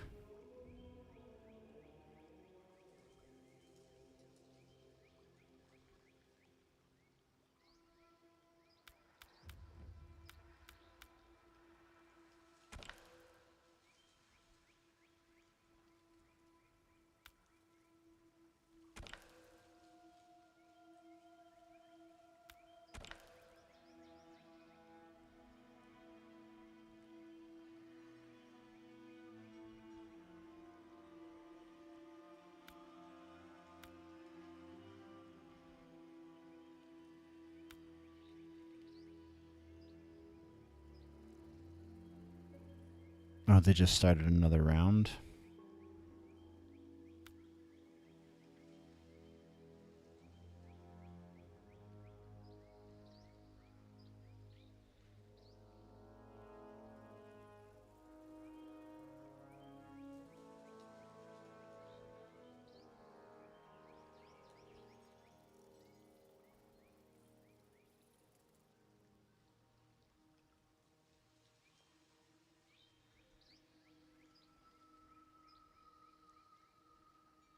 Looks like Kick Jerry's gonna lose.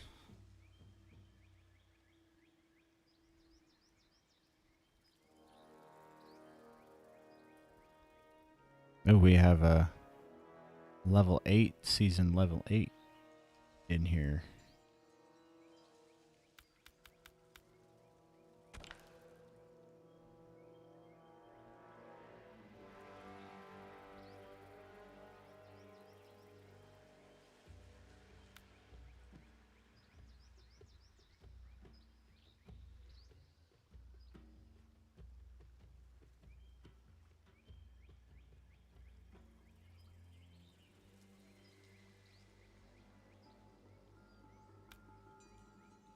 Alright, looks like we have come to the end of that one. He's doing a fatality, really.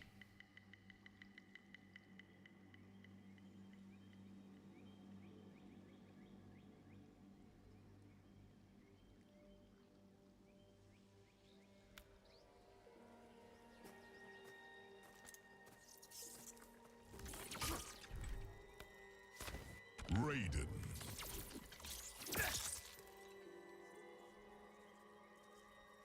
Reiko. Striker.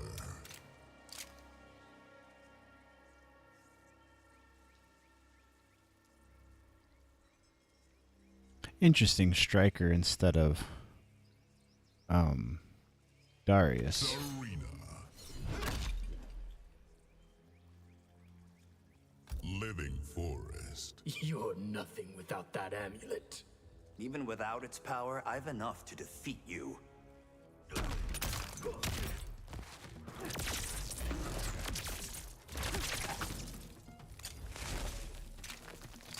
Round 1. Fight!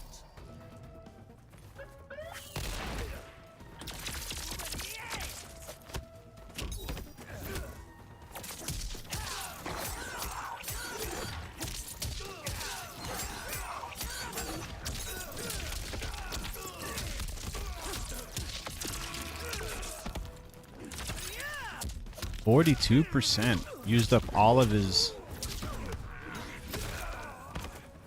cameo meter, though.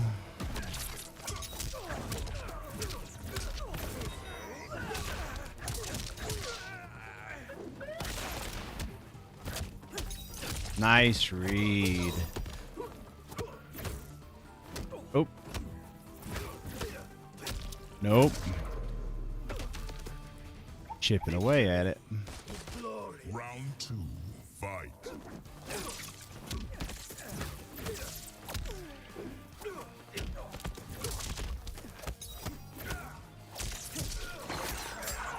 Don't use up your whole cameo this time, dude. Oh. And he didn't even get it.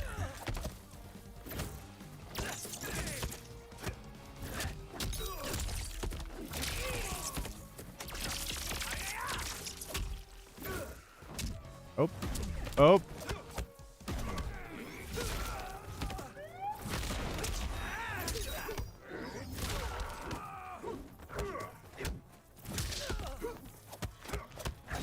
This is a pretty solid Reiko.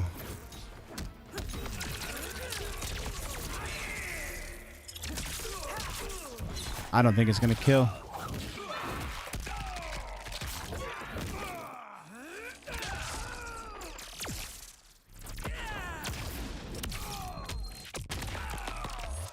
Oh, it did. All right, now you have your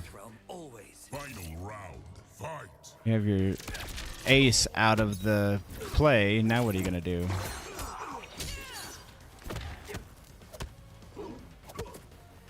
Just turtle? That doesn't work. I mean, I guess with Raiden it kind of does, because eventually he stops taking chip damage. But you're sloppy.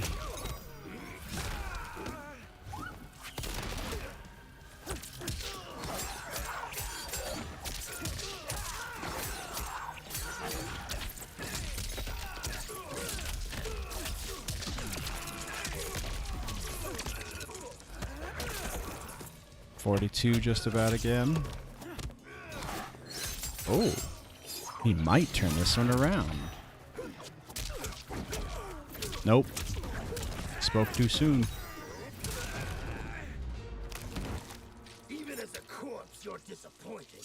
Brutality. Reiko wins.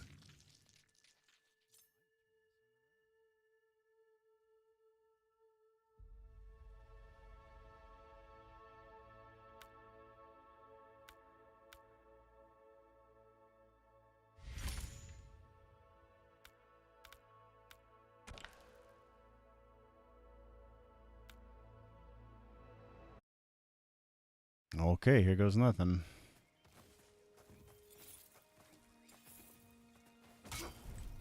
Scorpion. Reiko. Striker. Frost. Temple of Kataravala. Your army's on the run. That doesn't mean it's defeated.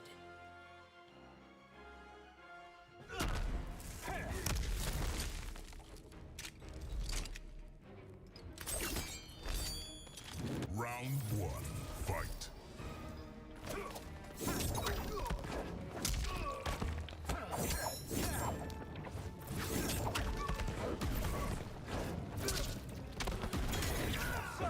Down in flames.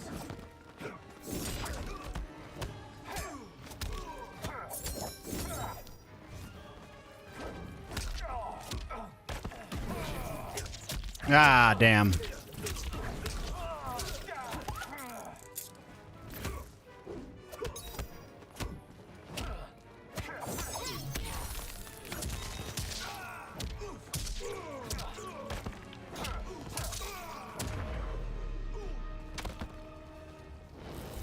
That worked better than I wanted it to, but that's good.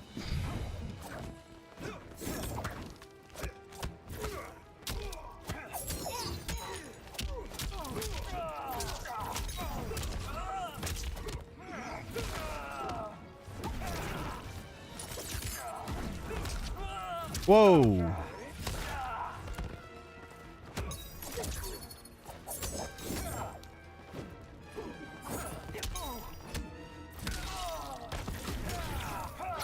Feel the heat.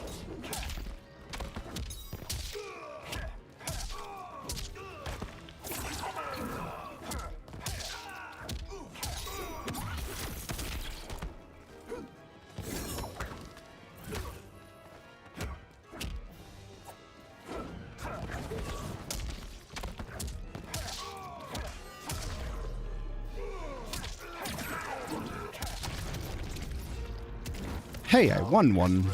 Brutality. Scorpion wins.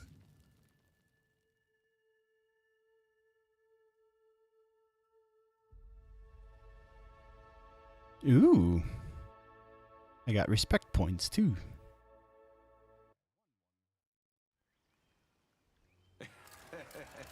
Oh, god damn it. Scorpion, Johnny K. Frost, Cyrax. Treasure Chamber. Behance got you lit up like an inferno, huh? He'll burn for betraying my father.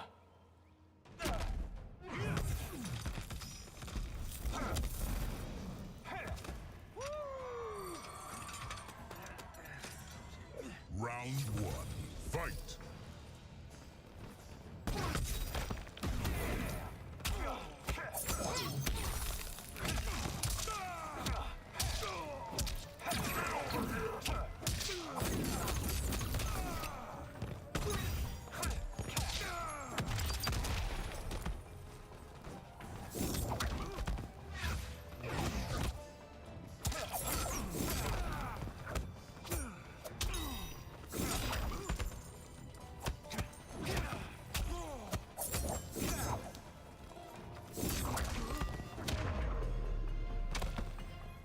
You have no honor.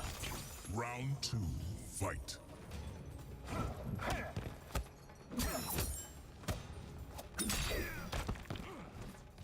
Yeah.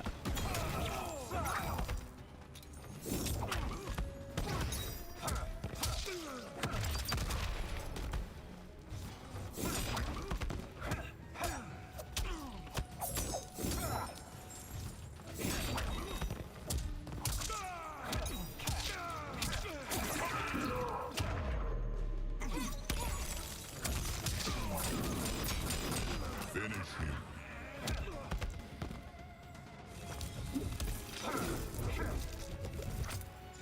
Scorpion wins.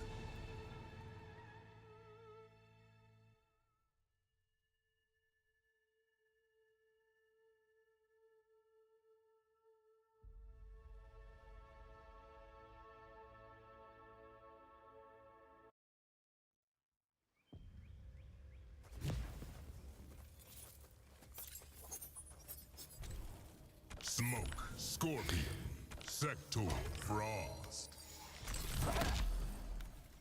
Living Forest. With you as Grandmaster, our new clan will flourish. Only if we honor tradition.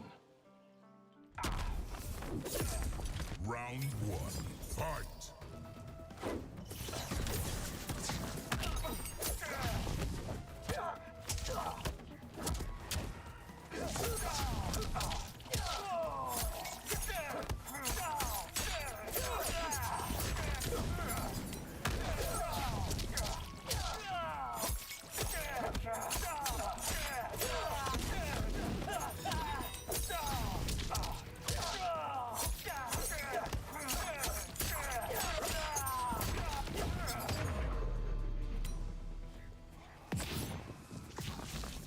Round 2, fight!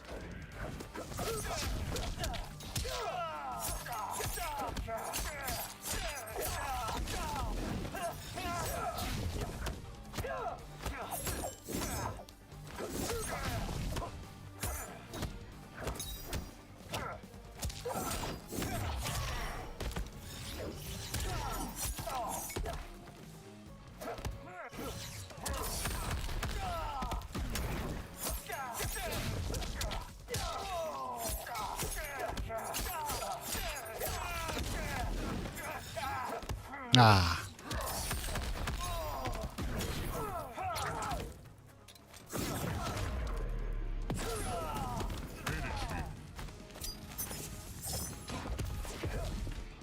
Smoke wins.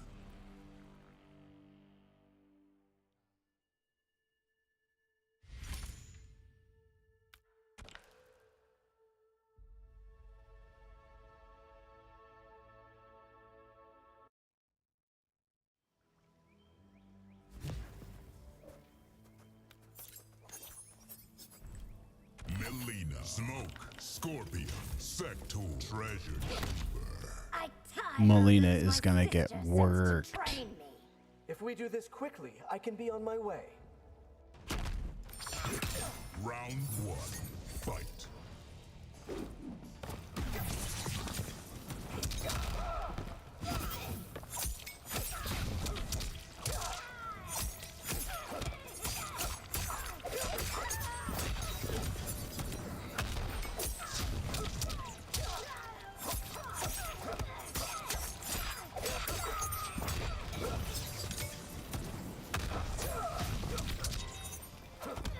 Nope.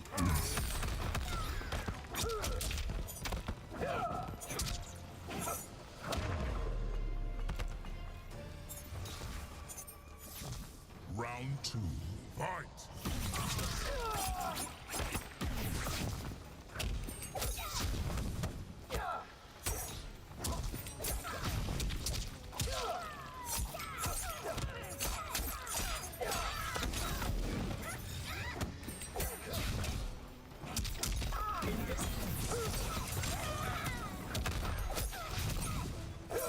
Watch my smoke.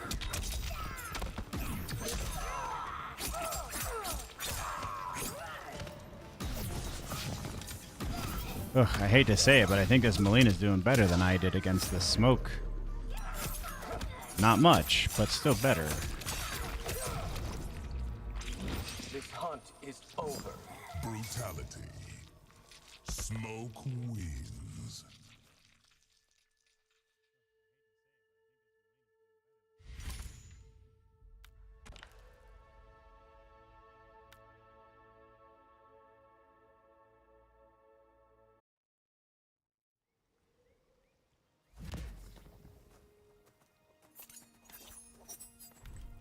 Smoke, Melina, Sector, Scorpion, Tomb of the Dragon Army. I'm told I resemble your cousin Xandris. By Argus, who told you that? Round 1, fight.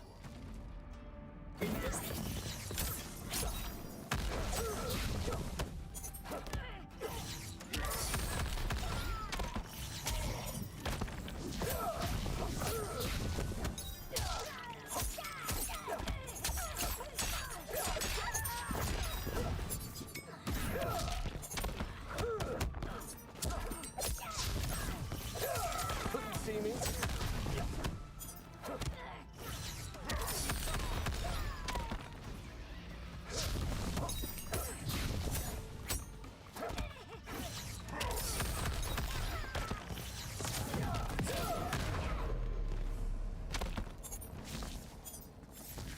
Round 2, fight.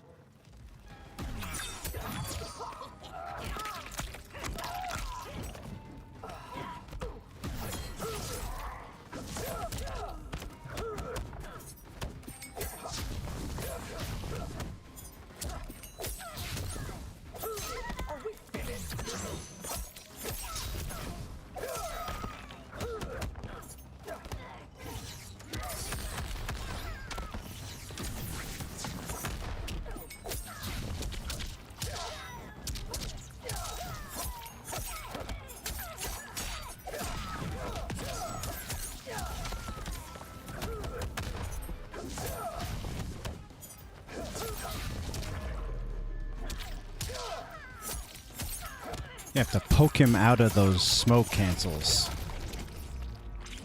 Who's next? Brutality. Smoke wins.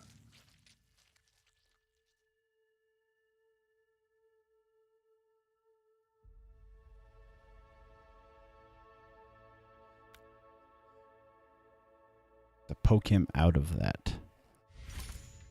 The question is how?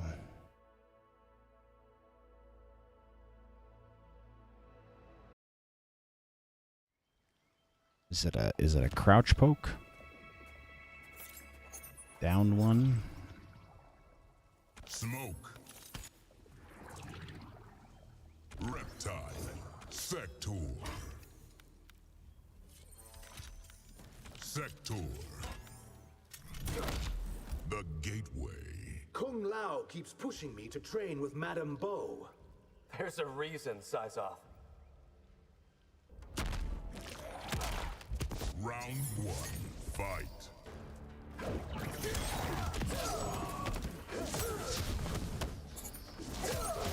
Ooh. The wrong poke won't land, apparently.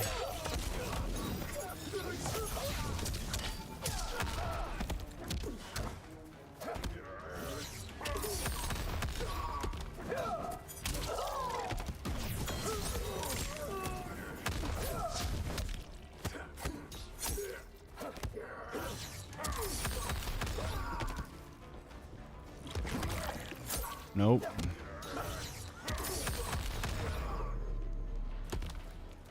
I won't make this easy. Round 2, fight!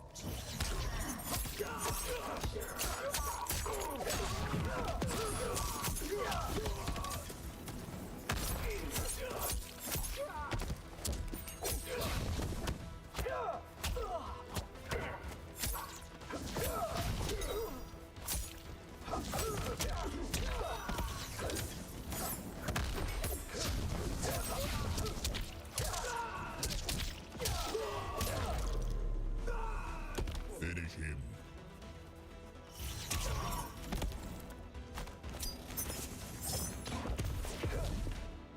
Smoke wins.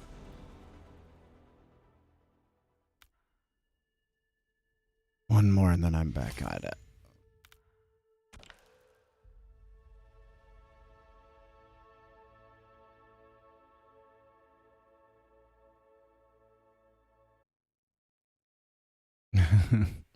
Surprise.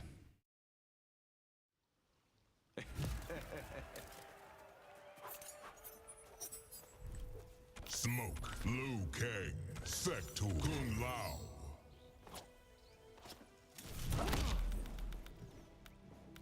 The Gateway. Why did you send for me? I hope to clear up our differences. Round 1, fight.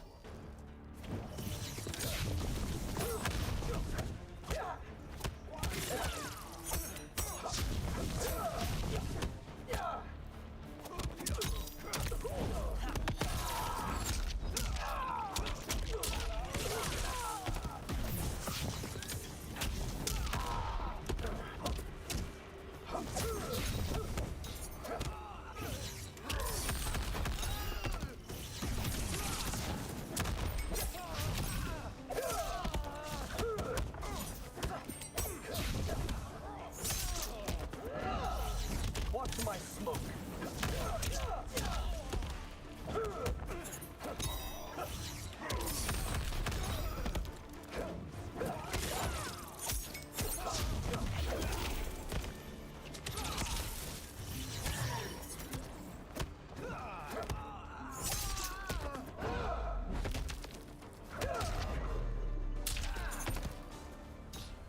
See through the haze. Round 2, fight.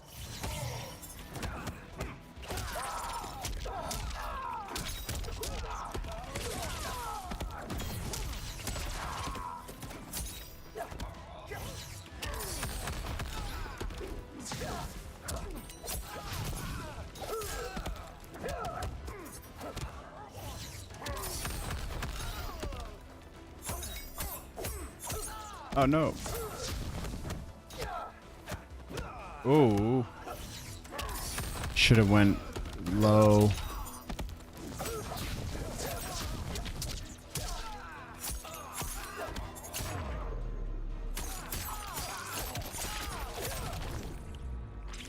This hunt is over.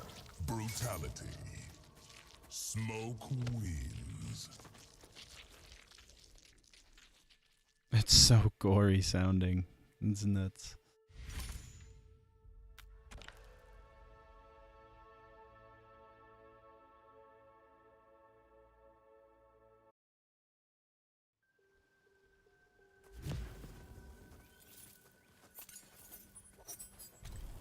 Smoke, Scorpion, Sector, Frost. The Gateway. You never speak of your mother and sister. Their ghosts no longer haunt me, Kuai Liang. Round 1, fight.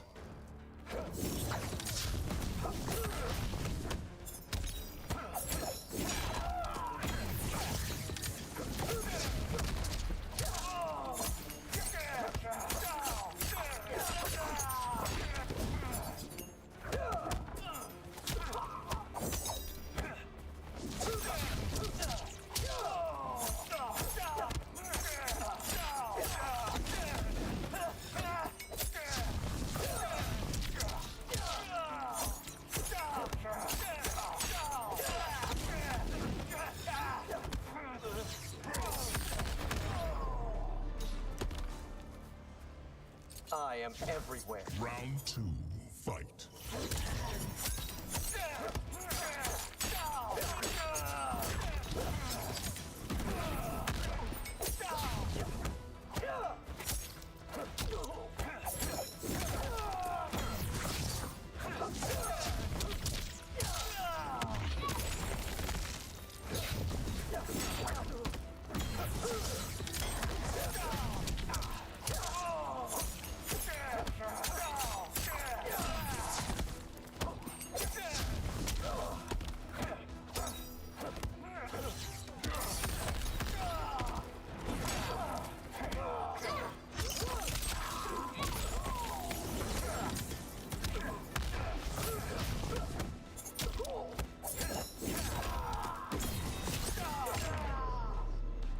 Finish him.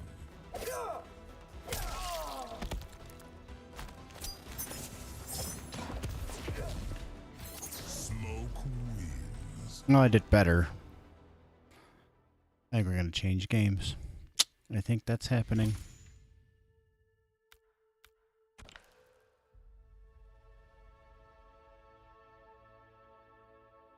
I did better, though, so there's at least that.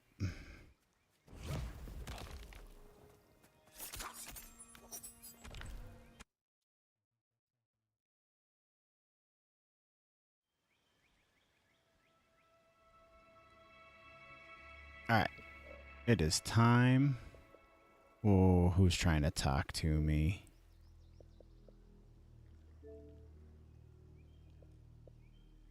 The hell?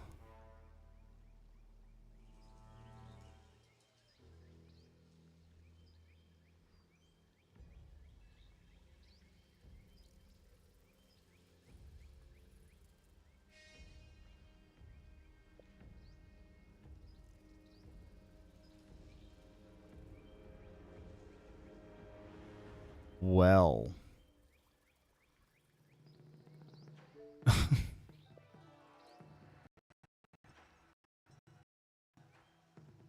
Let's say spam.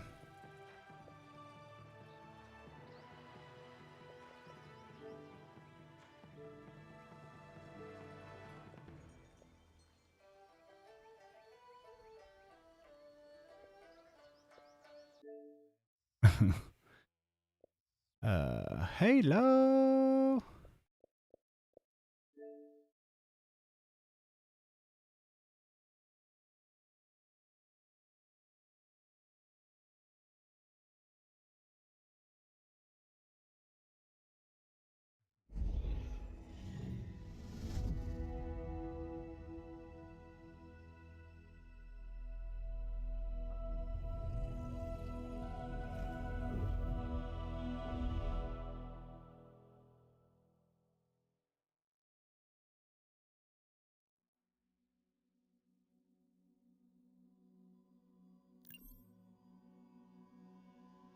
It's been a couple weeks since I've played some Halo.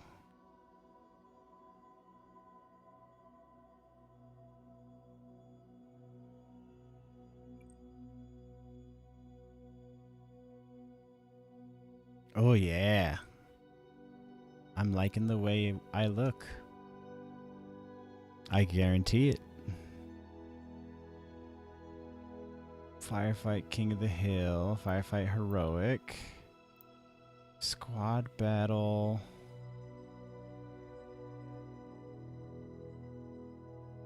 Networking. Let's do Halo 3 Refueled.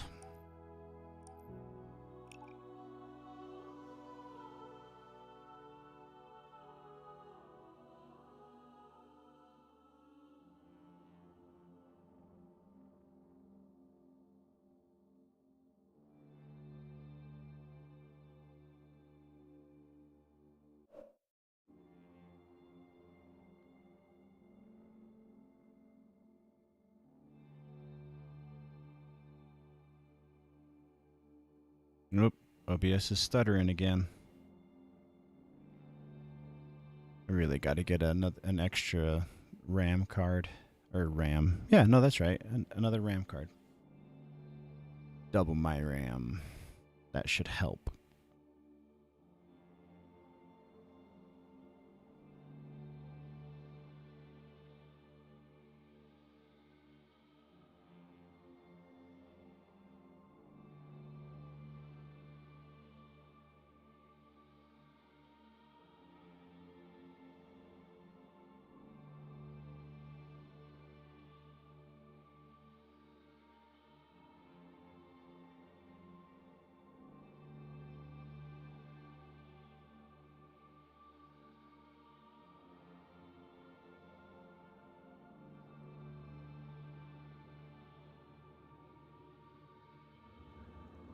Oh, yeah.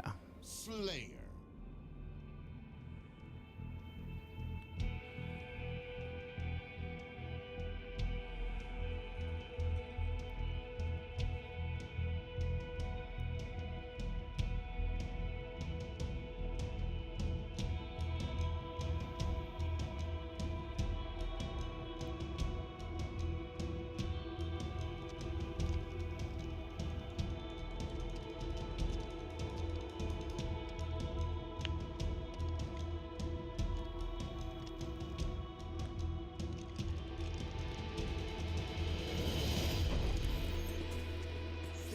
When they've got a bunch of extra stuff on the map now. You can go around the back of here, and you got some equipment.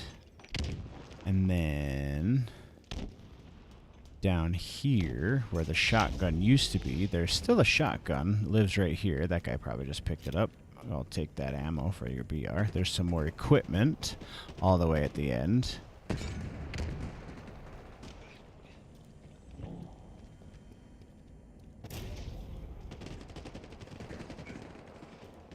And then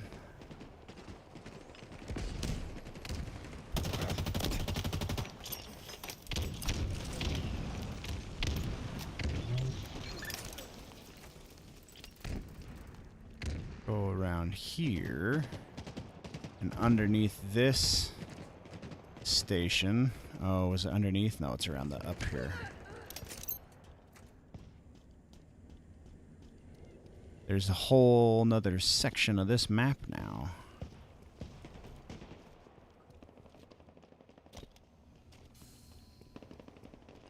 And then back there. Oh, I guess, yeah. Back there as well. Right here. Whee! You can come up here. You can go out this way. It's a whole different map. I like these additions. They're pretty nice. Down there. Okay. Overshield inbound. Overshield located. Oh, this room seals off apparently? Overshield available.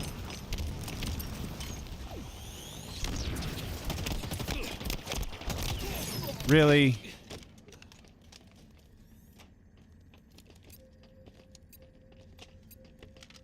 So that's new. I haven't seen that happen yet, but apparently that room locks off.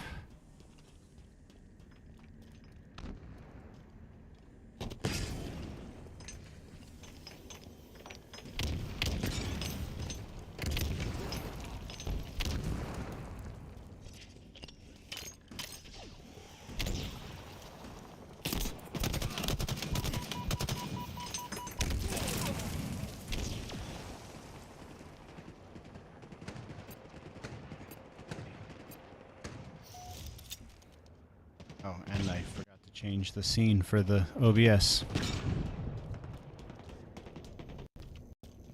And there's still the gun up here.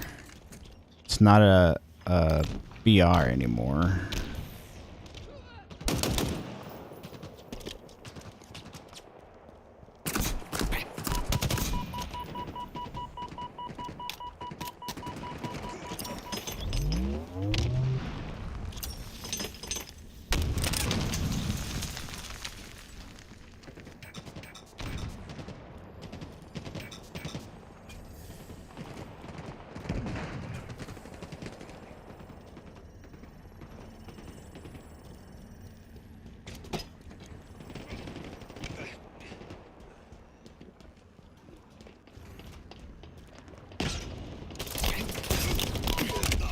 Oh! Thought that would work better than it did. I am not doing well.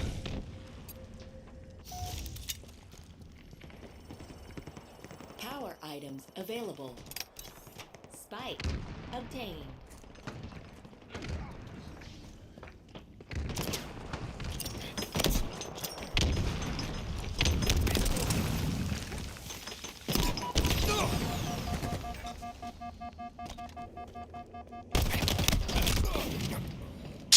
Yeah, not doing so hot.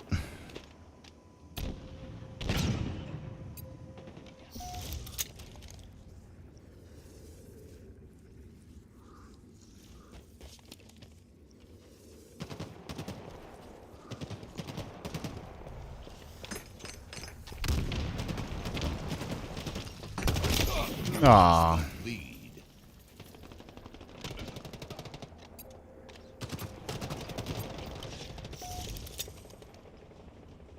Gain the lead.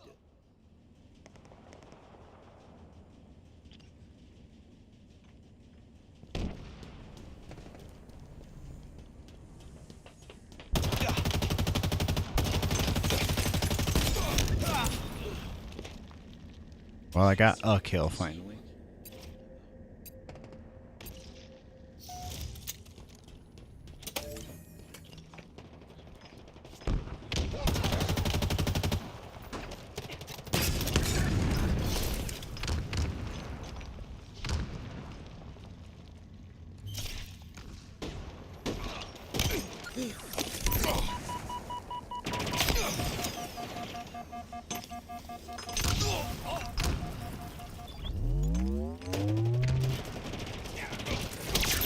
Painful lesson deployed. Power items incoming.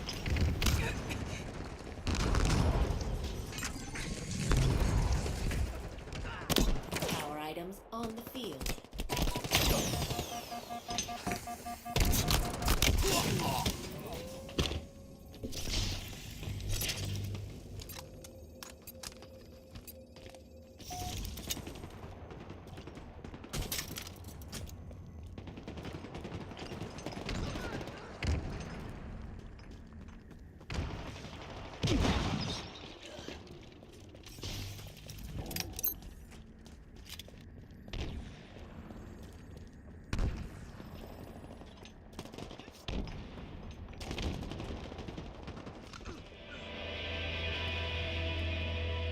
Halfway to victory.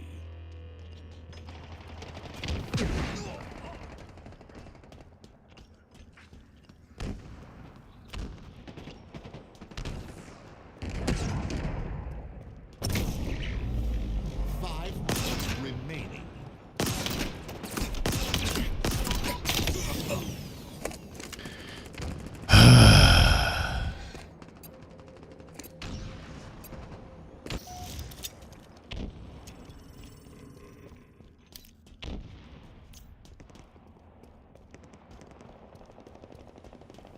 Lost the lead. Yeah, because he's got the damn sword again. See if we can do something about that.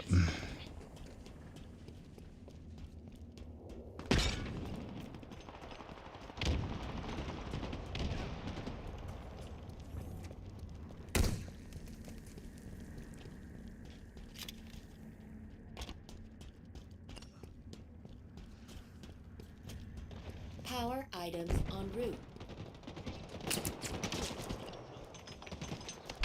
Gain the lead. Power items have spawned.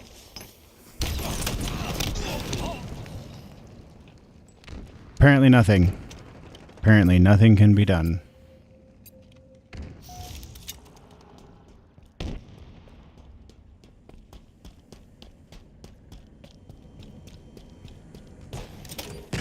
Lost the lead.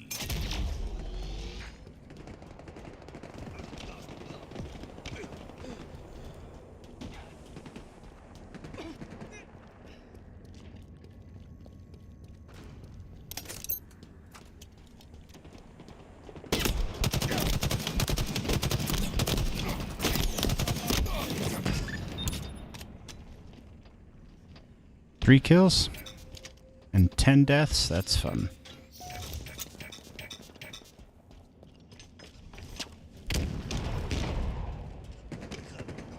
S7 sniper available.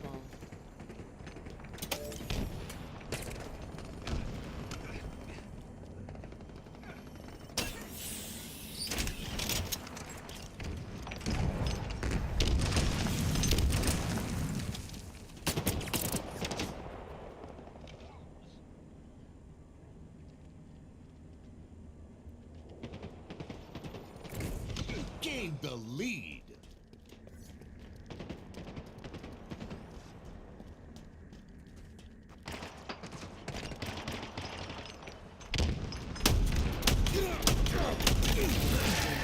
Confirmed. Doobie. Lead allergy. Yeah, alright. Get it. Overshield. Get it.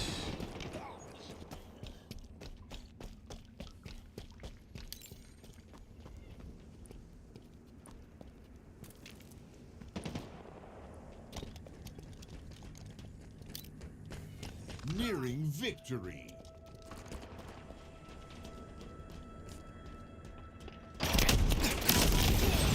I took one of them out with me.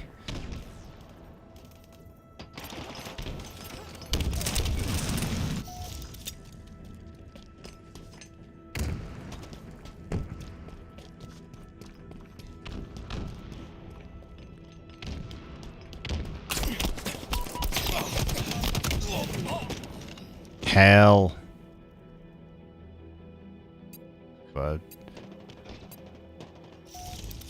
-5 kill death. That's no good. 45, 36, we're good.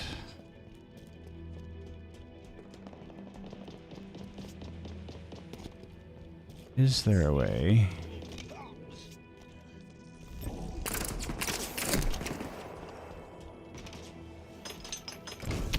You missed me, sucker.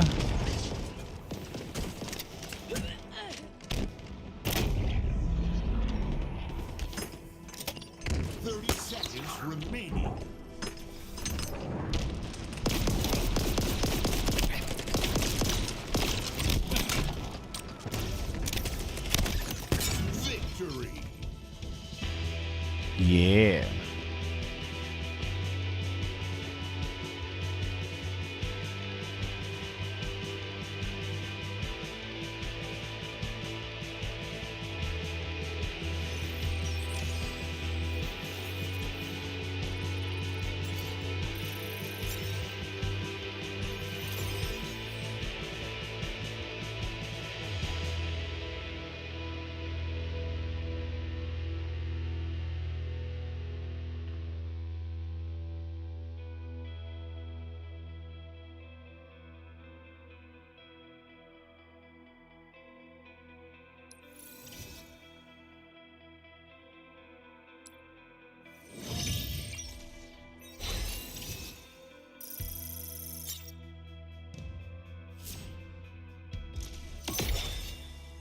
Oh yeah.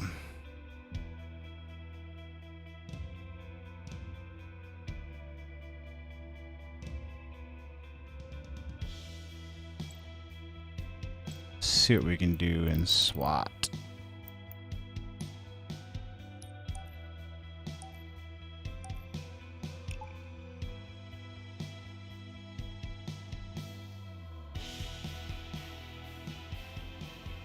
Ooh, that was really quick.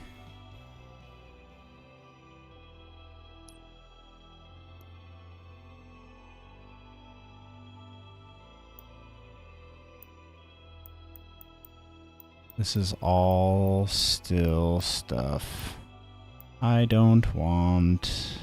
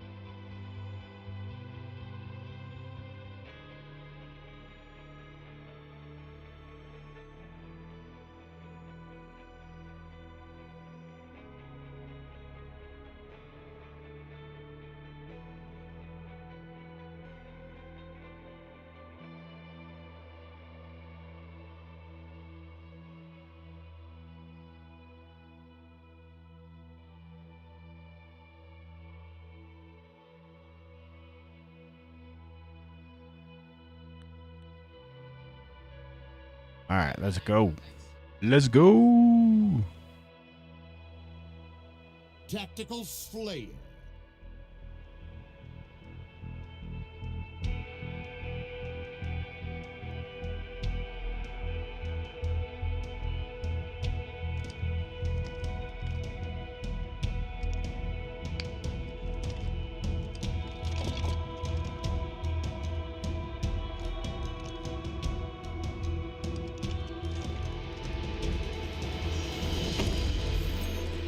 Kill like there's no tomorrow.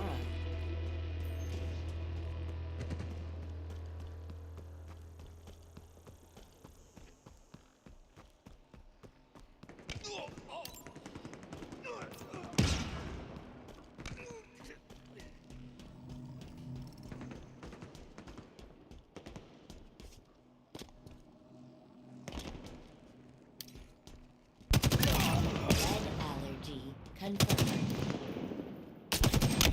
Ooh, he got me.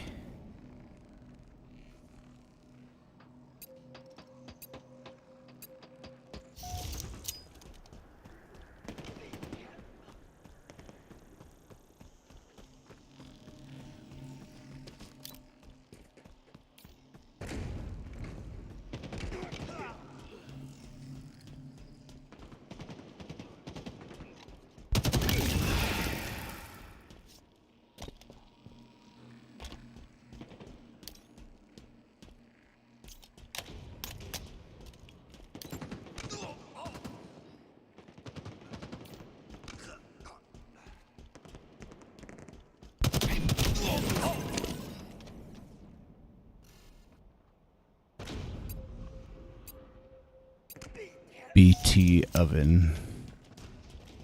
No, we're not going that way.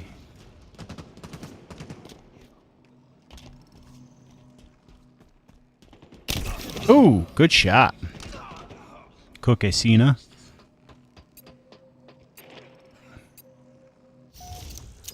Good shot. Don't want to go that way. We'll go all the way up this time.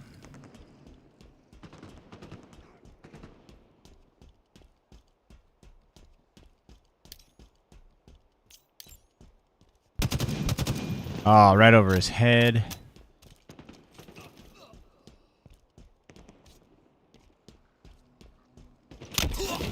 I don't even know where that came from.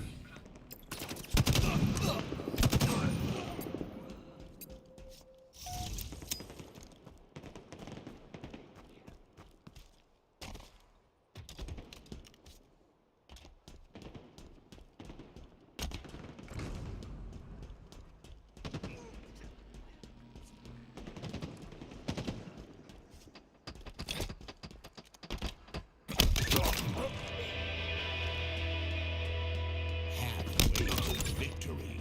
Double kill. You've earned this, Spartan.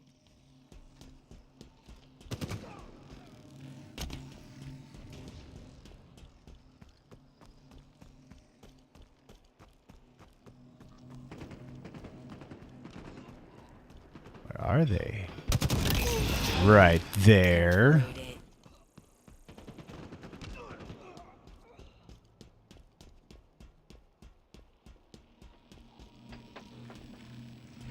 Above my head, that's where they are.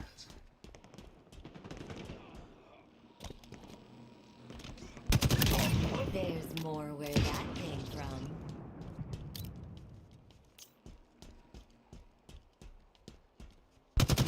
Oh, right over his shoulder.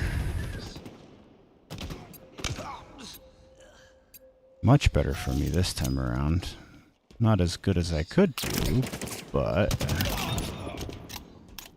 better for sure. I am in the positives for my kill death. In a hail of gunfire.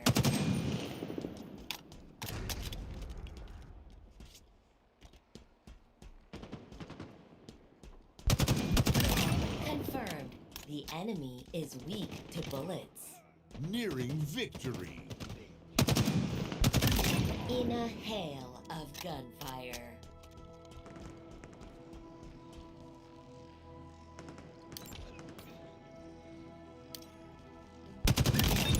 Killing spree. Killing spree. Double kill.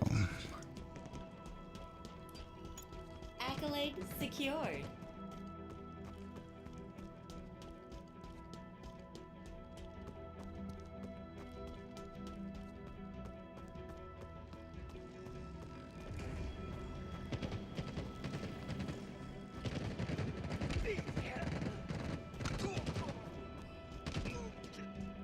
Oh. Victory. Steak-tacular. Nuh-uh.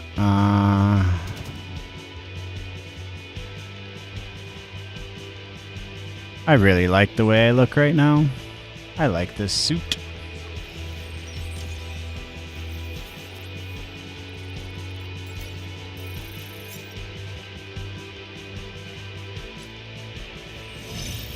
$12 to 5. Ooh, I really pulled it out there at the end.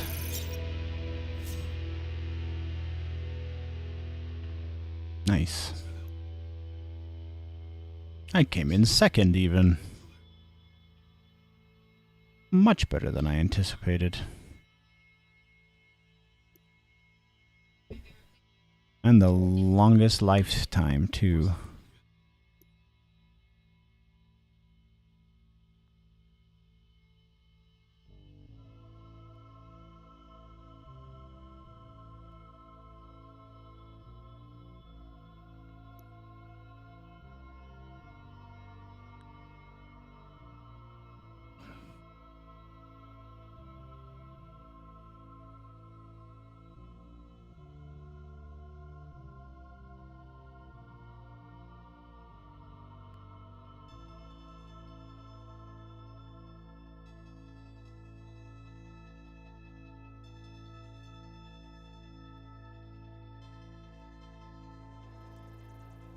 Ooh, I like this map. It's a community creation. It's really fun.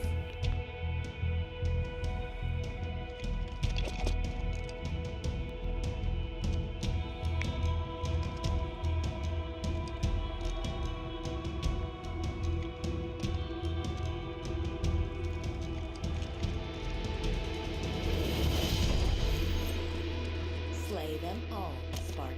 Though I have not played it a bunch. So I don't know all the angles yet.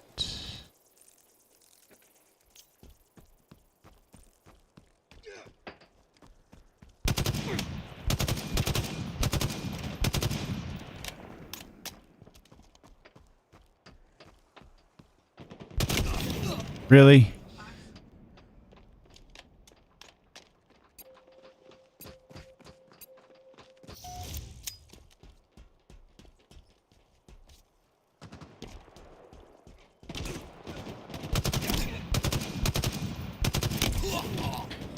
Really? That seems a little ridiculous.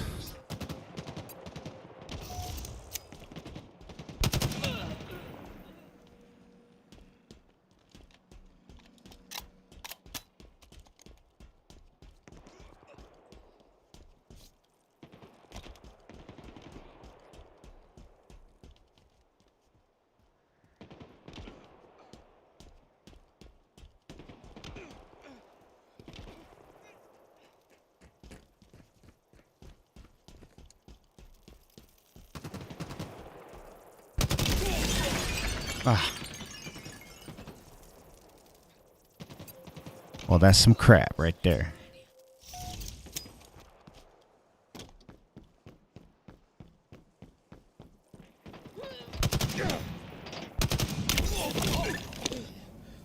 Whee!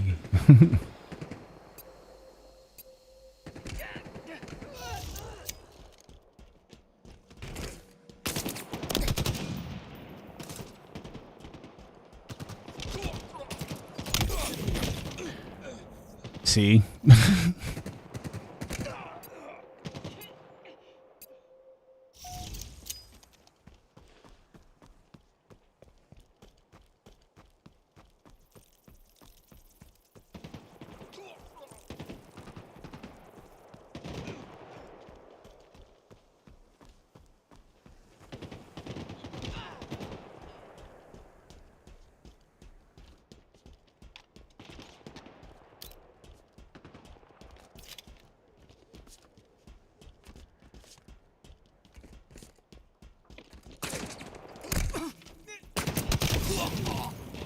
Good lord.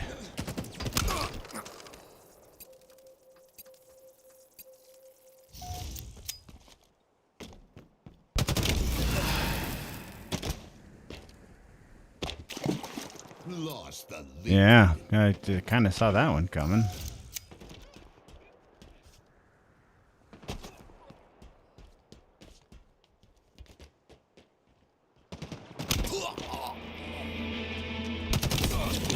How? Way to victory.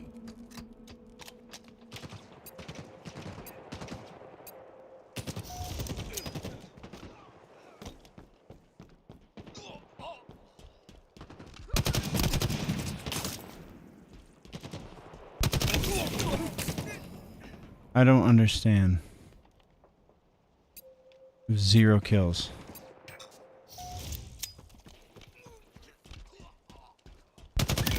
There. Good lord.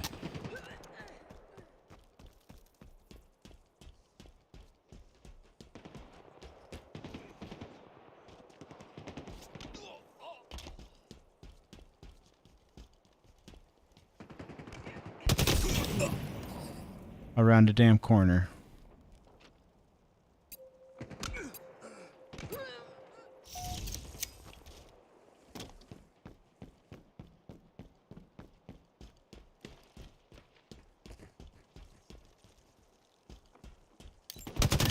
Enemy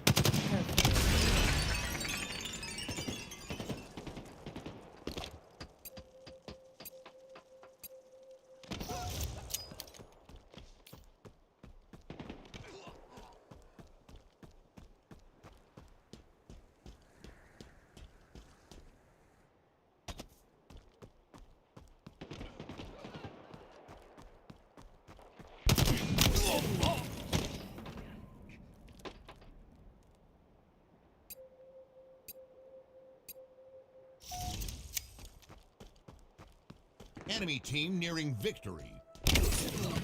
How the hell?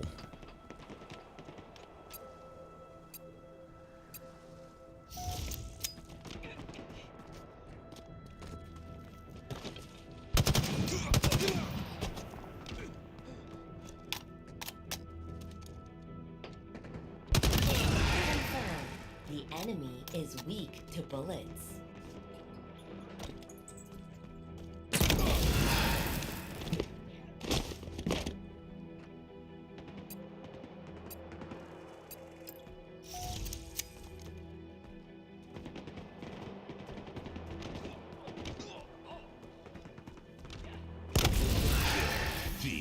Yeah, I even know what the hell was going on.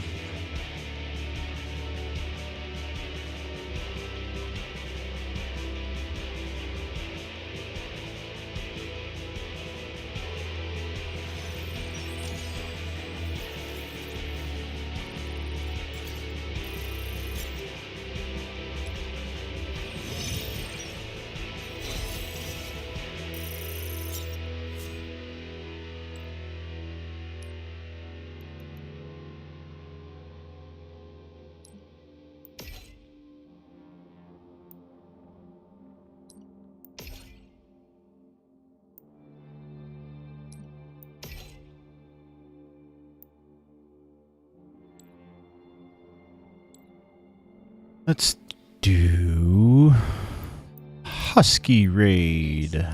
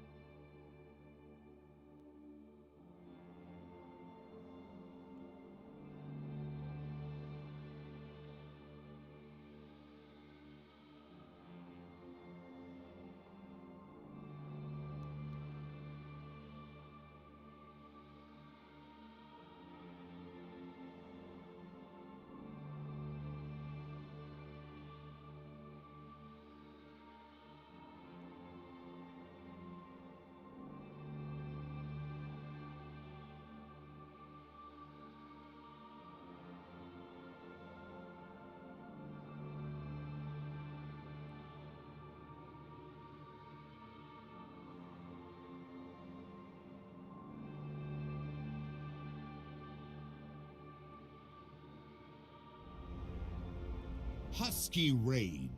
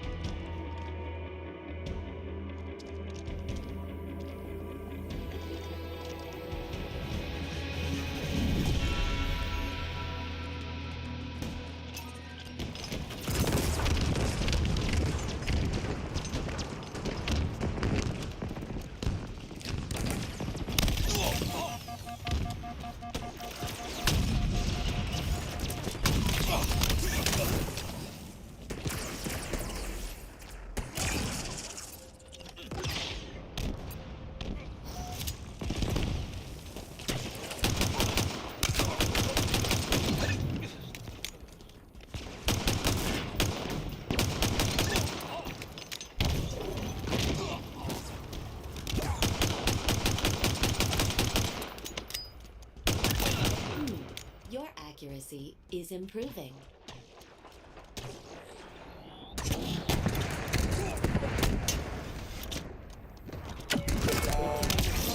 The base. Enemy flag returned. Returned.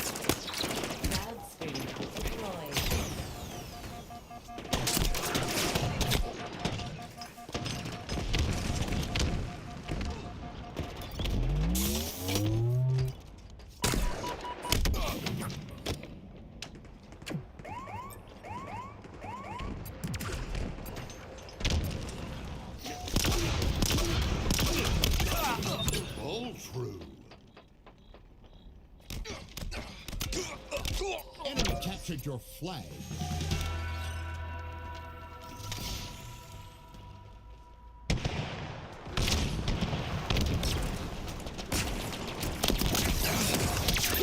Plasma burns deployed.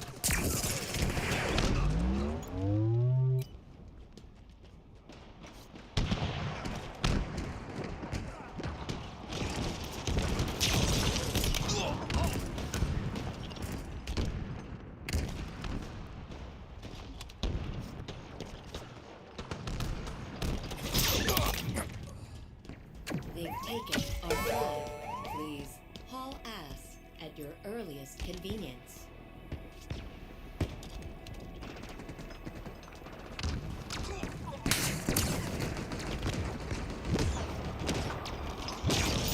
Flag returned.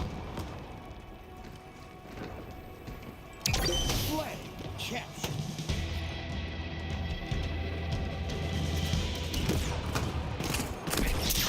Enemy shredded.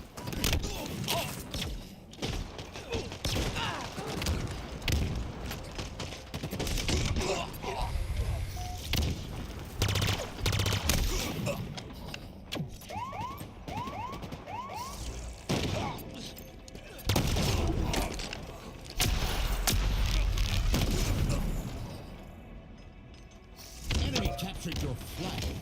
Defeat.